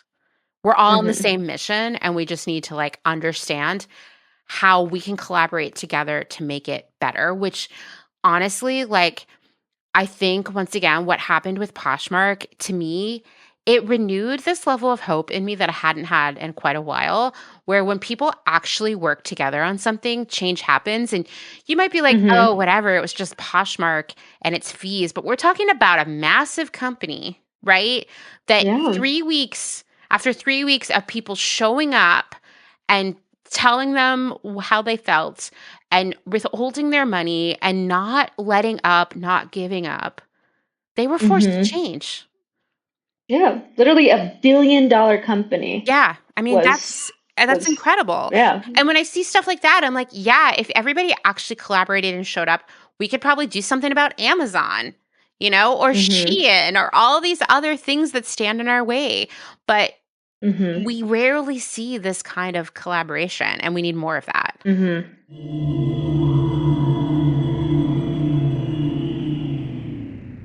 If you're enjoying this episode, then this is a great time to remind you that my work here at Clotheshorse is made possible by the support of listeners like you, just like NPR, and these great small businesses. Please go give them your support. Blank Cass, or Blanket Coats by Cass, is focused on restoring, renewing, and reviving the history held within vintage and heirloom textiles. By embodying the love, craft, and energy that is original to each vintage textile as I transfer it into a new garment, I hope we can reteach ourselves to care for and mend what we have and make it last. Blank Cass lives on Instagram at _Cass, and a website will be launched soon at blankcass.com. Located in Whistler, Canada, Velvet Underground is a velvet jungle full of vintage and secondhand clothing, plants, a vegan cafe, and lots of rad products from other small sustainable businesses. Our mission is to create a brand and community dedicated to promoting self-expression, as well as educating and inspiring a more sustainable and conscious lifestyle, both for the people and the planet. Find us on Instagram at @shop_Velvet Underground or online at www.shopvelvetunderground.com. St. Evans is a New York City-based vintage shop that is dedicated to bringing you those special pieces you'll reach for again and again. More than just a store, St. Evans is dedicated to sharing the stories and history behind the garments. 10% of all sales are donated to a different charitable organization each month. New vintage is released every Thursday at wearstevens.com with previews of new pieces and more, brought to you on Instagram at wear_st.evens. That's where St. Evens. Country Feedback is a mom and pop record shop in Tarboro, North Carolina. They specialize in used rock, country, and soul and offer affordable vintage clothing and housewares. Do you have used records you want to sell? Country Feedback wants to buy them. Find us on Instagram at Country Feedback Vintage and Vinyl, or head down east and visit our brick and mortar. All are welcome at this inclusive and family-friendly record shop in the country. Republica Unicornia Yarns. Handmade yarn and notions for the color obsessed. Made with love and some swearing in fabulous Atlanta, Georgia by head yarn wench Kathleen. Get ready for rainbows with a side of giving a damn. Republica Unicornia is all about making your own magic using small batch, responsibly sourced, hand-dyed yarns and thoughtfully made notions. Slow fashion all the way down and discover the joy of creating your very own beautiful hand-knit, crocheted, or woven pieces. Find us on Instagram at Republica_Unicornia_yarns and at www.republicaunicornia.com. Picnic Wear, a slow fashion brand ethically made by hand from vintage and dead stock materials, most notably vintage towels. Founder Danny has worked in the industry as a fashion designer for over 10 years, but started Picnic Wear in response to her dissatisfaction with the industry's shortcomings. Picnic Wear recently moved to rural North Carolina, where all their sewing and accessories are now designed and cut, but the majority of their sewing is done by skilled garment workers in New York City. Their customers take comfort in knowing that all their sewists are paid well above New York City minimum wage. Picnic Wear offers minimal waste and maximum authenticity. Future vintage over future garbage. Cute Little Ruin is an online shop dedicated to providing quality vintage and secondhand clothing, vinyl, and home items in a wide range of styles and price points. If it's ethical and legal, we try to find a home for it. Vintage style with progressive values. Find us on Instagram at Cute Little Ruin. Is there a little bit of Italy in your soul? Are you an enthusiast of pre-loved decor and accessories? Bring vintage Italian style and history into your space with the Pewter Thimble. We source useful and beautiful things and mend them where needed. We also find gorgeous illustrations and make them print-worthy. Tarot cards, tea towels, and hand-picked treasures available to you from the comfort of your own home. Responsibly sourced from across Rome, lovingly renewed by fairly paid artists and artisans, with something for every budget. Discover more at thepewterthimble.com. Deco Denim is a startup based out of San Francisco, and it sells clothing and accessories that are sustainable, gender fluid, size inclusive, and high quality, made to last for years to come. Deco Denim is trying to change the way you think about buying clothes. Founder Sarah Mattis wants to empower people to ask important questions like, where was this made? Was this garment made ethically? Is this fabric made of plastic? Can this garment be upcycled? And if not, can it be recycled? Sign up at decodenim.com to receive $20 off your first purchase. They promise not to spam you and send out no more than 3 emails a month, with 2 of them surrounding education or a personal note from the founder. Again, that's decodenim.com.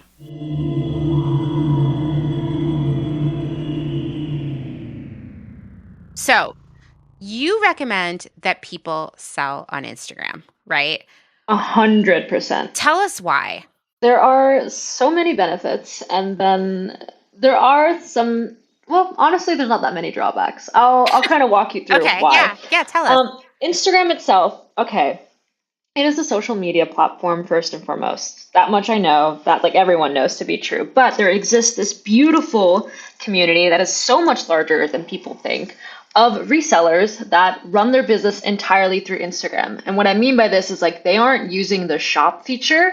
They are actually just posting pictures of the item they want to sell. And then you as a customer can comment or swipe up on their story or leave a message like to indicate that you want to purchase.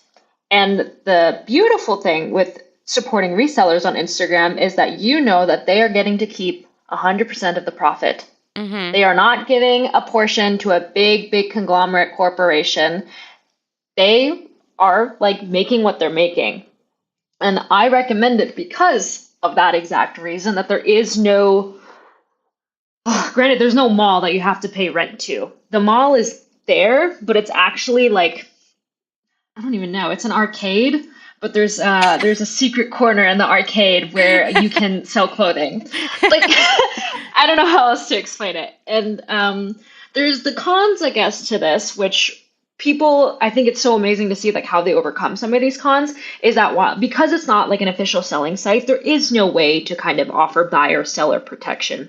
And so you see these small businesses come up with solutions for that, such as having a like proof highlight, which is a highlight on an Instagram profile where you can click on it and it just shows pictures that customers have tagged them in to show, hey, like I ordered something from them, it actually got delivered. Right. Then being able to use like payment processing platforms like Venmo, Cash App, PayPal, they can use personal ones or they can then use business, versions of this.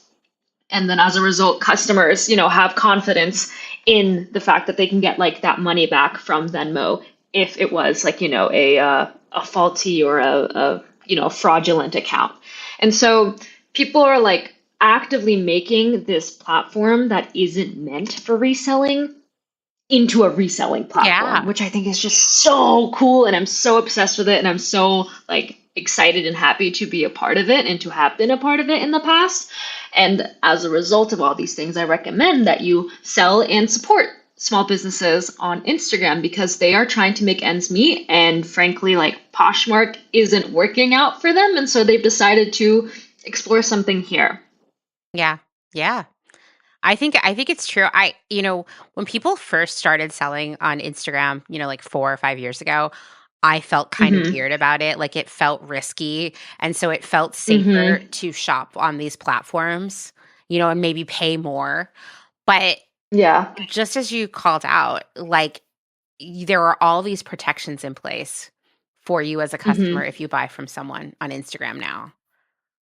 Yeah. And they are making these protections themselves. Like you see small businesses finding unique ways to make it happen. And I think the one other thing that all these reselling platforms have or don't have that Instagram's resellers do is that touch of just personalization. Because you're DMing with the small business, you are like interacting with them. You are following their account where they post on their story about updates of, hey, I'm going thrifting today. Here's a poll, swipe up. Is there anything that you are on the hunt for that I could possibly source from you? And you have this direct relationship with the business that you are actively supporting. And as a result, what I've seen is that a lot of these small businesses have a really loyal customer base. And a lot of their customers, usually anywhere between 60 to 80%, and I know that's a big range, but that's kind of what we're seeing, tends to be purchases made by repeat customers. So once you have, once you have a customer, you almost have them for life. Like they come to love not only your business and the aesthetic that you sell, but then they also come to love you as a person and they get to see your face in those Instagram stories, your face, in those live sales, and they get to have comments with you. Like my favorite thing sometimes is going on live sales on Instagram and just like I don't know, I look like some kind of weird stalker, but I'm just watching the comment section. And like commenters are like, oh my God, like Rachel, how are you doing? Like, I heard that like your baby like had his first tooth fall out, like just random little niche details. And I'm like, no Poshmark seller would ever have a relationship like this with their customer. And then the person on the live is like, oh, ha ha ha, like, thank you so much. By the way, like your package just got shipped out. I'm sure you were sent, the tracking information and blah, blah, blah. Like it just becomes so much more personal. Yeah. And like, this is like a data-driven thing that, well, simply put, like, let me find this data point right here. This is, I believe, from a TechCrunch article. Hmm. where it states that 75% of consumers prefer to engage with brands using private messaging channels versus traditional channels. There is that desire in an increasingly, Hmm. distant and like internet and like social media driven world that people want to feel like they know who they're doing business with. Because, flashback 60 years ago, you wouldn't order something online. You'd walk down the street to the Yeah. local mom Yeah. and pop shop where you know the owner because it's a part of your community, and you purchase from them and you develop that sense of loyalty to them because you know who you're purchasing from. And that is, you still see that want here. It's not going away. It's just getting harder to find. And that's why I think like Instagram reselling is such a beautiful place where they found a way to kind of become the crossroads of reselling, social media, customer service, all just in one glorious little blob, I guess. No, I mean, and you're so right here because the big platforms, the reselling platforms, it's like Hmm. the humans element of it is sort of erased from it. Like it's anonymized, right? You Yeah. can follow people's closets or whatever, follow But I wonder sellers. how often people really do look through someone's Poshmark Oh, closet or a probably, Poshmark seller yeah. versus just Googling or like searching what they want in the search bar. Exactly, exactly. And then what makes it even weirder, like specifically, I mean, on Depop you can message people. Hmm. Mercari, I think you can too. eBay you can. But like on Hmm. eBay to send someone a message, you still have to like jump through some messaging hoops. It feels very unnatural. Hmm. On Poshmark, Yeah. you literally cannot message the person. You know, can only comment on the item. And I feel that that just completely removes like the trust and humanity from the Yeah. situation. In fact, when Poshmark was raising the fees and making them buy on the buyer side and not on the seller side, Hmm. they were like, "Oh, it's because you get this extra layer of like Poshmark protection." And I was like, it makes sense to me that they would say that because they don't do anything to connect people and build that peer-to-peer trust, Hmm. right? It's And that's not the way to do it. You don't charge more to like build a pseudo connection with right. You're someone. saying like Like you actually. actually just, yeah. Yeah, you're like, actually, most people on here are scammers, and that's why we're going to charge you more. That's like low key Uh-huh. what they were perhaps unintentionally saying.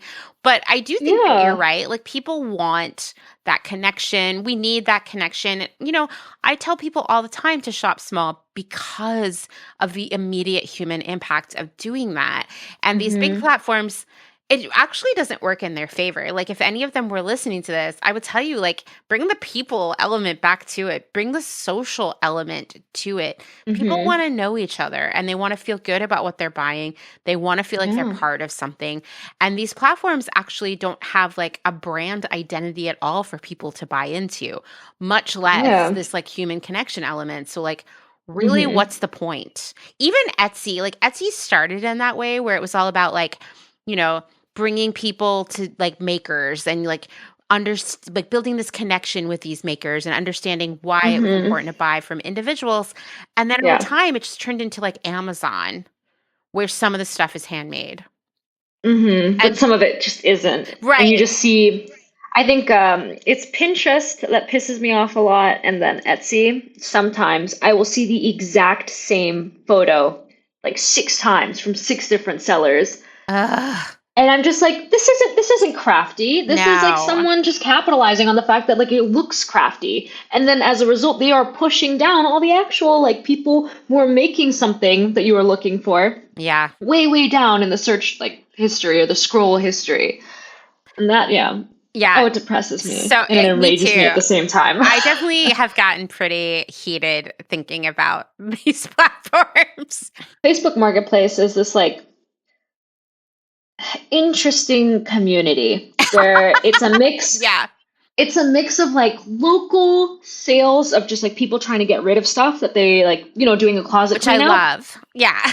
Yeah, which I do love. And I use it like literally, I'm sitting in my office slash my bedroom right now, and 95% of the furniture in this room I got off of Facebook Oh, Marketplace. The other same. 5% I thrifted. So like it it like has its benefits, it has its pros, but then when it comes to being a like active seller, I will say, at least from a consumer standpoint, it sometimes gets a bit trickier if you are like a full-time seller on Facebook Marketplace because a little less trust comes with it. I think so Because too. people Yeah. expect you to be on Facebook Marketplace to sell these one-off things. The kind of context in which they expect you to exist Yeah. isn't quite the right fit. Not Yeah. to say like it doesn't happen. I do have many customers that like sell on Instagram and then also sell on Facebook, and it works. But it is a little harder. Mm-hmm. And then I feel like things get a bit more disjointed. It is, at least I can say for myself personally, it's rare that I like click on someone's Facebook account to see what else they're selling on Facebook Marketplace, Yeah. because I once again like expect it to be like you are just selling this like nightstand. I'm sure like nothing else is being sold I right now, mean, you know? I sometimes do it, but less from a like, oh, I want to buy something else from this person perspective, but more like, Hmm. I want to see the person who listed this thing. That's also true. That's like a very different thing Yeah. and a very different like reasoning behind that decision to click on the profile. Yeah. Because So I think you see some selling, stuff, yeah, you see some weird yeah. stuff on there. And I'm like, huh, that's interesting. Like, Yeah, like what brought this here? I think my favorite thing I saw on Facebook Marketplace was this listing of like a pile of clothes, hmm. and it was like men's clothes, and it was from a woman's account. And I feel like this story must have happened so many times because I was listening to a podcast a few weeks later and they told this exact same story.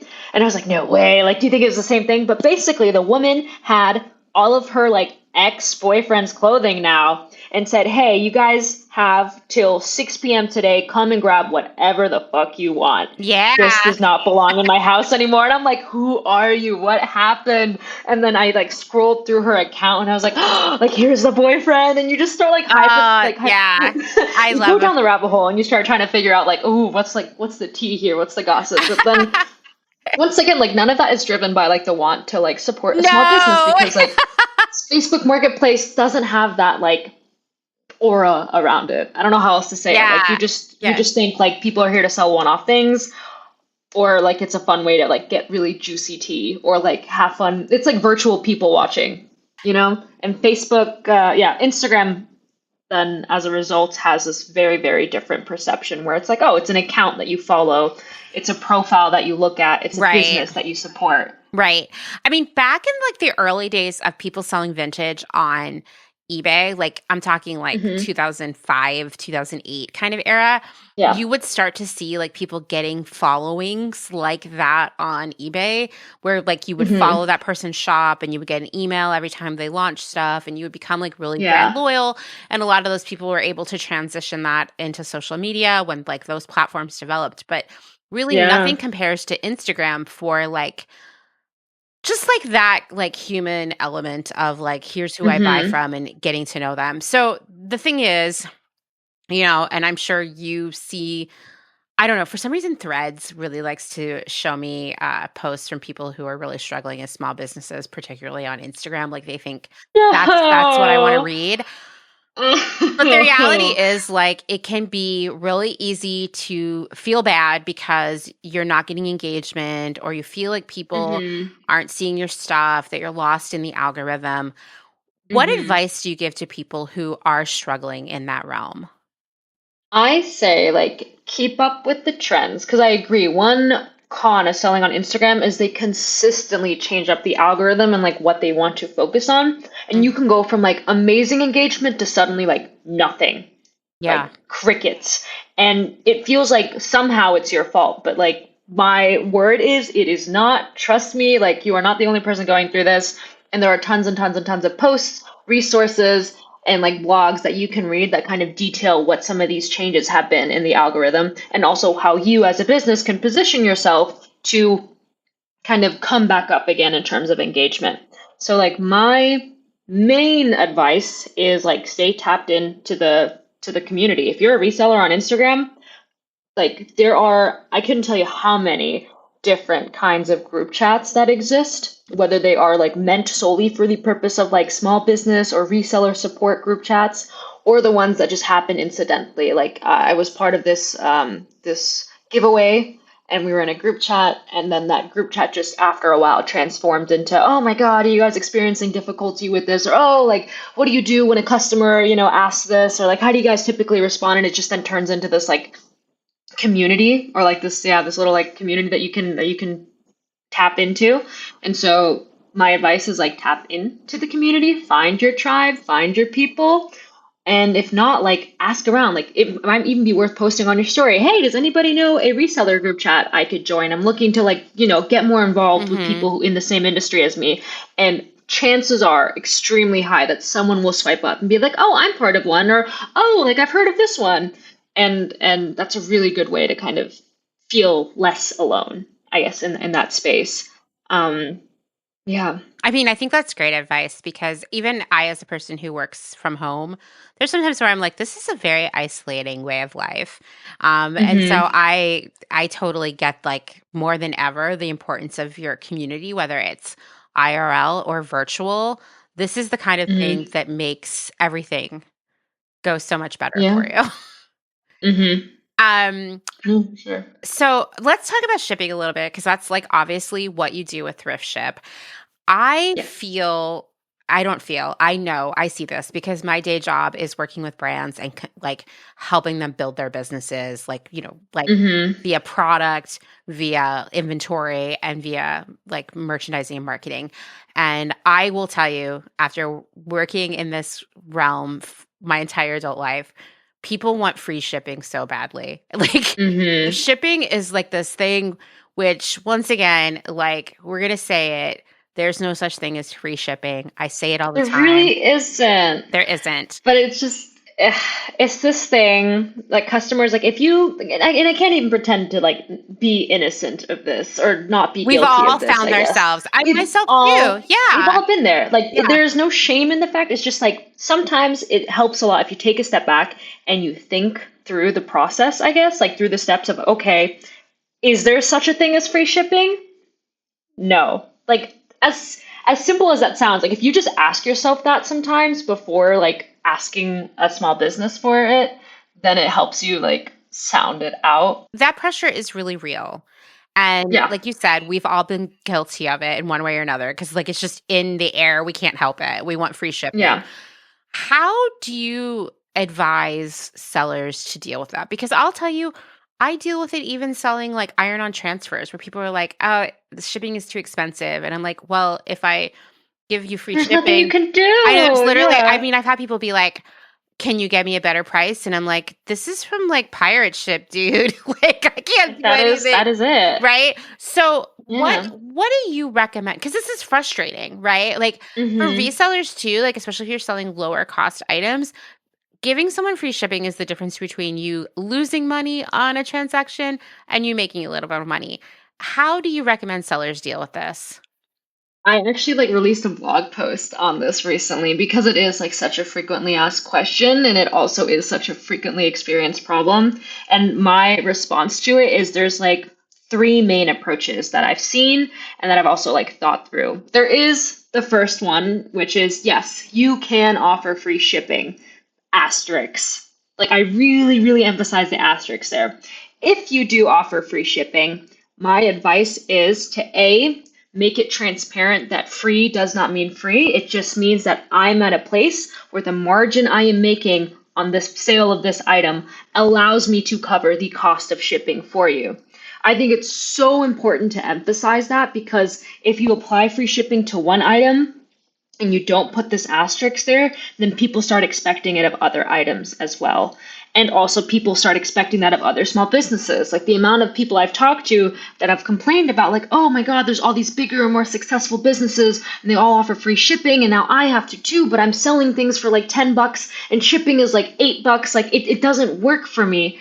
It makes me like so disheartened to hear it, where I feel like that communication and that like we've said it so many times today, like transparency is so Mm-hmm. important. Mm-hmm. So if you want to offer free shipping, like for yourself, for the benefit of yourself and your business and the benefit of other businesses, make sure that you're transparent or that you are clear about what free means. Free means I can cover it and still make a decent margin. Then the second option is exact charges, which I've found is the most time consuming for small businesses, but also leads to like the happiest interactions with customers. where they will do a separate invoice and a separate charge after a customer has like completed all their purchases. Mm-hmm. Because the really nice thing about shopping on Instagram is, once again, you have that relationship with people and you can do what's called an open bag. So someone can buy an item from you and then you can opt in to have an open bag, meaning you don't have to pay for shipping yet. You can wait until the other drops that they have planned throughout the next week or week and a half are finished, and you can see if there's any other items that you want to have that they can be put into the same mailer so that you save on the shipping cost. And so by the end of the open bag period, whether you added something in or not, like, you get an accurate shipping rate based off of the weight of your package, because that's how shipping is typically calculated, is like the weight and the distance a package is going from its origin point. And so if you do exact charges, you get like a really nice feel of like trust and earnesty and just like happiness from your customers. But I put the caveat there that it takes a lot of extra effort. It means that you are going through and like manually like sending all of these messages to customers. And then the like third way that you can kind of approach shipping is the flat rate system, which is very easy. There's typical rules that I see. It's like, oh, for one item, I do $8 flat shipping no matter what. If you have 2 or more items, then the shipping rate increases by $2, and that can vary from like anywhere from like $5 to $8 is really what I've seen, where people just come up with a flat rate because it tends to, shipping costs tend to fall around that dollar amount, and then they either eat the cost. So if it costs a little, like a few cents more than they expected, they just eat it, or they profit, which I say profit with like quotation marks, the few cents that they, end up saving if an order is, $7.90 to ship versus $8. And so those are like the 3 main ways I say shipping can be done. There is no right way.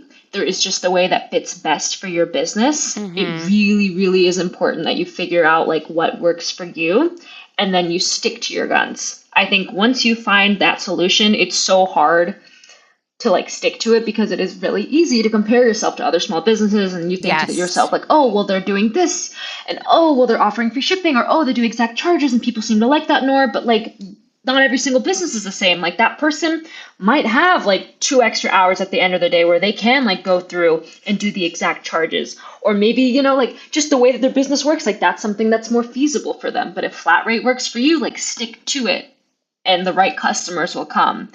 Like, that's pretty much all I have to say about shipping, is that there's no right answer. If you're doing free shipping, be clear about what free means. And then once you have your way, like, stick to it and feel confident in it, because it is the right way for you. And that's what matters at the end of the day. I think that's great advice, because this is such a sticky topic constantly. Mm-hmm. And I saw a whole thing going around on Threads last week where this person was like, you had me until you wanted me to pay $12 shipping on an $8 thing. You should have just charged me $20 and I would have bought it. And people were like, what? Yeah. A lot of psychology behind it. Yeah, definitely. So what other like obstacles do you feel that resellers face, especially those who are selling on Instagram, but just in general? And like, what is your advice for them? With obstacles, I think, there's of course the general like customer like rudeness and poor experiences. Like, everyone has been there, seen that. There is people backing out of purchases, people wanting returns, people, blocking you, people, like, there's so many things that can go wrong with like customer interactions. And my advice is that you are not the first person to have experienced it. Yeah. There is a community for you, and I'll say it until I'm dead. Like, there's a community for you to complain about this with, because they will hear, like, sometimes like when you're complaining or venting to someone, there's like 2 different kinds of venting, where there's I want advice venting, and then there's like I just need you to listen and like nod along venting. Like, that community is there for both of those things. If you're just having a shitty day and you want to post about a customer that like called you like a fat, ugly bitch, which by the way happened to me once. It happened to me like, too, actually. Which is like, why? Yeah. No, like, people are brutal. People are so brutal. Yeah. If you want to vent about that, like, boom, you can put that in the group chat. everyone will be like, what the, like, F, like, why are they doing that? Like, no way. And you get that feeling of like, yeah, like I'm not alone in this. Like people are right there with me. And then they start sharing their stories. But then if you have a question about like, oh, like, what do you guys do when it comes to return policies? You're going to get so much great input. Yeah. And so there are so many like small challenges that come with running a business / running a business specifically on social media that the community is like the thing I'll say over and over again, like that helps in so many different ways, like truly. I think that is such good advice. Like community will always help you overcome this stuff because you are not alone. Someone has been mean on the internet to all of us, and there is like, I mean, even right now, like this is like a different topic, but more and more people are talking about how crappy clothes are right now. Right. And I think that what I love seeing happen is one person is like, hey, why are all sweaters like plastic and itchy right now? And then 20 other people are like, oh my God, you're right. Yeah. And they're like, wait a minute. And then this conversation starts where you get to hear someone else say what you're experiencing. And it actually validates the experience for you. It really does. I had actually one of my customers recently, one of her reels went viral. Jess's Vintage Finds, I think, is her username. But it was about that exact thing where she's like at the thrift store, it's like me getting excited, thinking I found like a vintage piece, and then she moves the sweater to the side and looks at like the tag, and it's 100% polyester. Yep. And that went like so viral because everyone was like, oh, like that feeling of just pure disappointment was so like just on the nose. Yeah. And it's Jess Finds Vintage. I've totally seen that. Multiple people sent me that one. Yeah, that was a good one. But yeah, I mean, like, I think that just like talking about this with other people, finding your people online, and like, I'm going to tell you, in the beginning was like, is it so weird that I have so many friends online that I've never met in real life who I feel really close to? No. It's actually like amazing that it really is. Social media has plenty of drawbacks, but one of the big wins from it that makes me like not want to give it up is I get to know all these people that I would have never met IRL, and we actually get to be there for each other and make each other laugh and make each other feel cared for and be there to like give advice and care for one another. And I think that is incredible. Okay, well, let's talk about, we're going to wrap things up here. Let's talk a little bit about your business, Thryft Ship, because obviously you have very passionate feelings about free shipping. And shipping is the thing about, selling online that is kind of one of the hardest problems to solve, unless you're super rich. It's like really complicated and time consuming. Why did you start Thryft Ship? I started Thryft Ship because I was selling on Instagram, and shipping was this big pain in the ass that I experienced. And then I talked to people in my community, and lo and behold, they were also experiencing, where if you're a reseller on Instagram, every single item that you sell is through a DM. And so that means if you're selling 30 or 40 items before you ship out, that means you're looking through 30 to 40 different DMs and copying over that address for shipping into a site like, for example, Pirate Ship. And that was so time consuming, not to mention so error prone and expensive, not in terms of like physical cost, but like time cost. The amount of time I was spending just like was making me miss out on like thrifting more and sourcing more inventory and being able to post more and like keep my engagement up. Like it was precious time that I was losing that I could have dedicated towards growing my business. And so Thryft Ship was born out of that. And what we do is we automate that process where if you sign up with us, we're a free to use platform. You get a shipping link that you can either put in your bio or send to customers through DMs. When customers click on the link, they enter into a shipping form made specifically for your business, where they can, fill out their address for shipping, but also fill out other useful details like their Instagram handle. So it's really easy to find that conversation again, what item they bought. So you can be like, oh, like who bought what. It makes that process easier. And then also their email, because we automate tracking for you as well. Because another part of that time-consuming process was that I had to send a picture of every single tracking number back to the customer after I had done the whole shipping process. Once a customer hits submit, all that information is securely sent to your thrift ship account. And so you can go through and you can purchase and print out USPS labels on our website at discounted pricing. We are 30 cents higher than Pirate Ship, and that is temporary for now. We are working night and day trying to grow so that we can get that same deal as them and bring our pricing down to match. That's kind of the vision that we have, is having this be an accessible shipping site.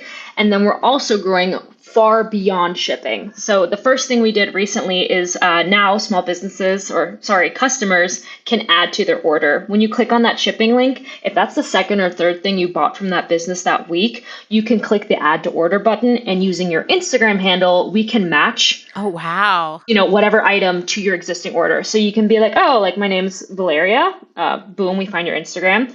And I bought the green turtleneck. Great. We added that to your already existing order where you also bought, those white jeans. And so it makes it so much easier for the small business to keep track of things, and also for you as a customer to feel like they have got everything they need to ship out all of the products successfully.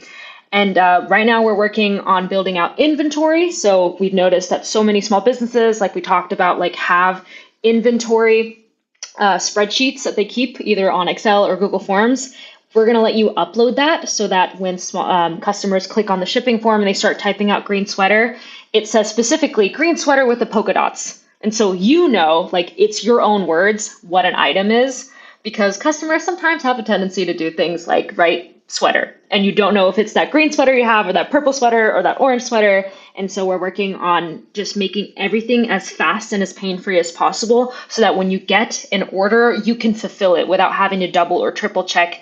Is it the right item? Is it going to the right person? Et cetera, et cetera. And then from there, we are moving on. We have like a lot of things on our roadmap right now. So yes, like we're a shipping company, but our goal is to expand to encapsulate the entire sales process so that you as an Instagram seller don't have to sacrifice any of your time on manual tasks. So, for example, we're working on a checkout process too. So on that same shipping form, you can pay the small business for their things, and it would just be a transaction fee. And then we would take a 2% fee versus, the much, much larger 20% fee to make that transaction happening. These are all things that we still have kind of like underworks, and we're figuring out the nitty gritty details, but like in the next few months, that's kind of what's coming out. And then finally, we're working on automating the entire DM section of everything, or DM part of the selling process, where we can keep track of like who comments on your posts, so that we can automate hey, you commented under that green sweater post. Are you interested in buying? And if they say yes, then boom, we can send them that checkout link. And so you can still have that traditional like DM one-on-one interaction with the customer, but the first initial steps is done for you. So you don't have to spend a lot of time doing it, because the end goal of my business is that I want to make selling on Instagram the easiest thing possible so that people can keep doing it, because they deserve to keep as much of their money as they possibly can. And they deserve to not have to spend so much time on manual tasks as a result of, getting to keep their money. That's amazing. And I'll just add here too that like when it comes to shipping and things like rates and the success of a platform, it really requires like more and more people to be involved and be using that platform. Like the reason Pirate Ship can offer such cheap shipping is because so many people use it, right? And they get a discount based on that volume. So if more people could shift over to Thrift Ship, you get all these other benefits that make it way easier. On top of that, the more people who show up, it's worth it. Yeah, and the more people who show up, the shipping rates themselves will go down. So exactly. And we're close. Like right now, we're only 30 cents higher than Pirate Ship. Yeah, you get way more value. You get way more than 30 cents of value from that. Yeah. And we found that customers are more than happy to cover that difference as a result of it makes the entire selling process also feel a lot more official. Rather than DMing someone your address, you're now filling out a secure form, And B, it just makes it so much easier on the small business that you're supporting. Now you're not one of 30 people that they have to go and track down to make sure that they have the address typed in correctly into another shipping website. What you put is good. And yeah, that's kind of my 2 cents on it. It started because I hated shipping, and now it's at a point where I'm just like, I love the reseller community. How can I make this so much easier beyond just like being able to buy USPS shipping labels on our site? I mean, I think that's amazing. The friends that I have, the people I know who sell strictly on Instagram, or like especially the ones who sell live, I'm like, Hmm. how do you juggle all these balls? Like I I just, see them. I see I, them with their pencil and their papers there, and I'm like, girl, like you deserve so much more than this. Like, oh, it's so endearing and beautiful to see like how much they care and how diligently they keep track of orders. But at the same time, it breaks my heart to see because I'm like, you deserve more. Like you were putting so much effort in. If only the process was automated for you, and like you didn't have to be the one to keep track of everything. yeah, Ah, yeah, yes, yeah. yeah. I think this is such a great resource for the resale community. Um, because we need more people reselling, so let's make it easier. you know? Yeah, yeah. Do you have any final thoughts that you'd like to share with everyone? Any like wisdom or I don't know, just get people pumped up about resale? Just, it's so fun. Go with a friend, go to the thrift stores, like just spend 2 hours looking through like 4 racks total, just flipping it one by one. And I promise you, you're going to find something that's either going to make you laugh your ass off or make your jaw drop to the ground. Always one of the two happens. Like reselling, sourcing is so much fun. Once again, I will say it until like my tongue wears out. Like community is everything. Like Definitely. feel free to reach out to us at Thrift Ship, like THRYFTSHIP, and I will, send you all of my favorite reselling accounts that have amazing resources, amazing communities that they're a part of that they can connect you with, or just are so fun to look at and are aspirational and inspirational. Like I'm here for you. The reseller community is here for you. All you have to do is reach out and ask, and they're there with open arms. So that's my 2 cents on the whole thing. Well, thank you so much. This was such a fun conversation. I'm excited for everyone to hear it. Yay! Thank you again, Amanda. This was awesome.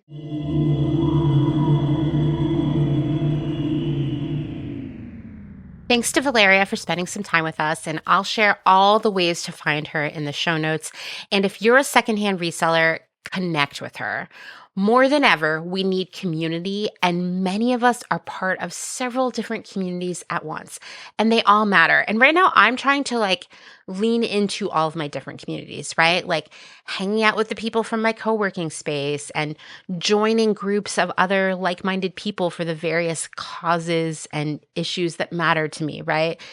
Connecting with my friends IRL, which I know sounds wild, but I'm a busy person and sometimes it's hard to do it all. But the people in my life matter to me so much. And I find so much comfort and joy in being around them. I'm not sure if I mentioned this in the last episode, but one of the most exciting things that happened recently is a couple weeks ago, Maggie Green, the Halloween queen, who you know from many episodes of Clotheshorse, actually came to visit me in Lancaster, Pennsylvania. We had an amazing time. We had Hot Pot. Ruby from Spokes and Stitches came out from Philly. We ate candy. We just laughed and talked. Gave them a tour of my weird home. And it was just so amazing to be with people in real life who are important to me. Even people like Maggie, who I've never met IRL, but I feel like is a part of my family. So just wanted to say how amazing that was. And I'm excited that I'm hopefully going to see Maggie again later this year when I do a show in Seattle in October. So what an amazing treat and an otherwise super weird time, right? I'm going to wrap this episode up here because I know it's a long one and I need to get to work on stuff for my clients. The first week of the month is always the busiest. So thank you for spending some time with me this week. I hope it was a nice distraction or at least a little comfort during, really stressful times. I want to thank you all again for giving me a reason every week to keep going and stay optimistic and always stay learning. Working on this is just as much of a treat for me as it hopefully is for you, if you're still listening. So thank you. And with that, I'll say what I always say. Thank you for listening to another episode of Clotheshorse. If you liked what you heard, please leave a rating or review, subscribe, tell your friends. You know how it goes. Honestly, the most important thing you can do is just tell your friends. If you'd like to support my work financially, there are tons of ways you can do that. You can find the links in the show notes. You can find the links in my profile on every social media platform. I'm all over the place as at Clotheshorse Podcast. And of course, thank you as always to my other half, Mr. Dustin Travis White, for our music, our audio support, and for really helping me do a lot of garden work recently. It's that time of year. There is trimming and raking and hauling dirt and all kinds of other things. And I also just want to say, low-key brag here, maybe we bought a secondhand yard tractor a couple weeks ago. It is amazing. It operates as a mower, but we can also haul things around. We can plow our driveway. Very, very exciting life upgrade for us. $450, very well spent. I love looking at my window and seeing Dustin just ride around mowing the lawn on it. He just looks so happy. All right. I will talk to you all next week. Bye.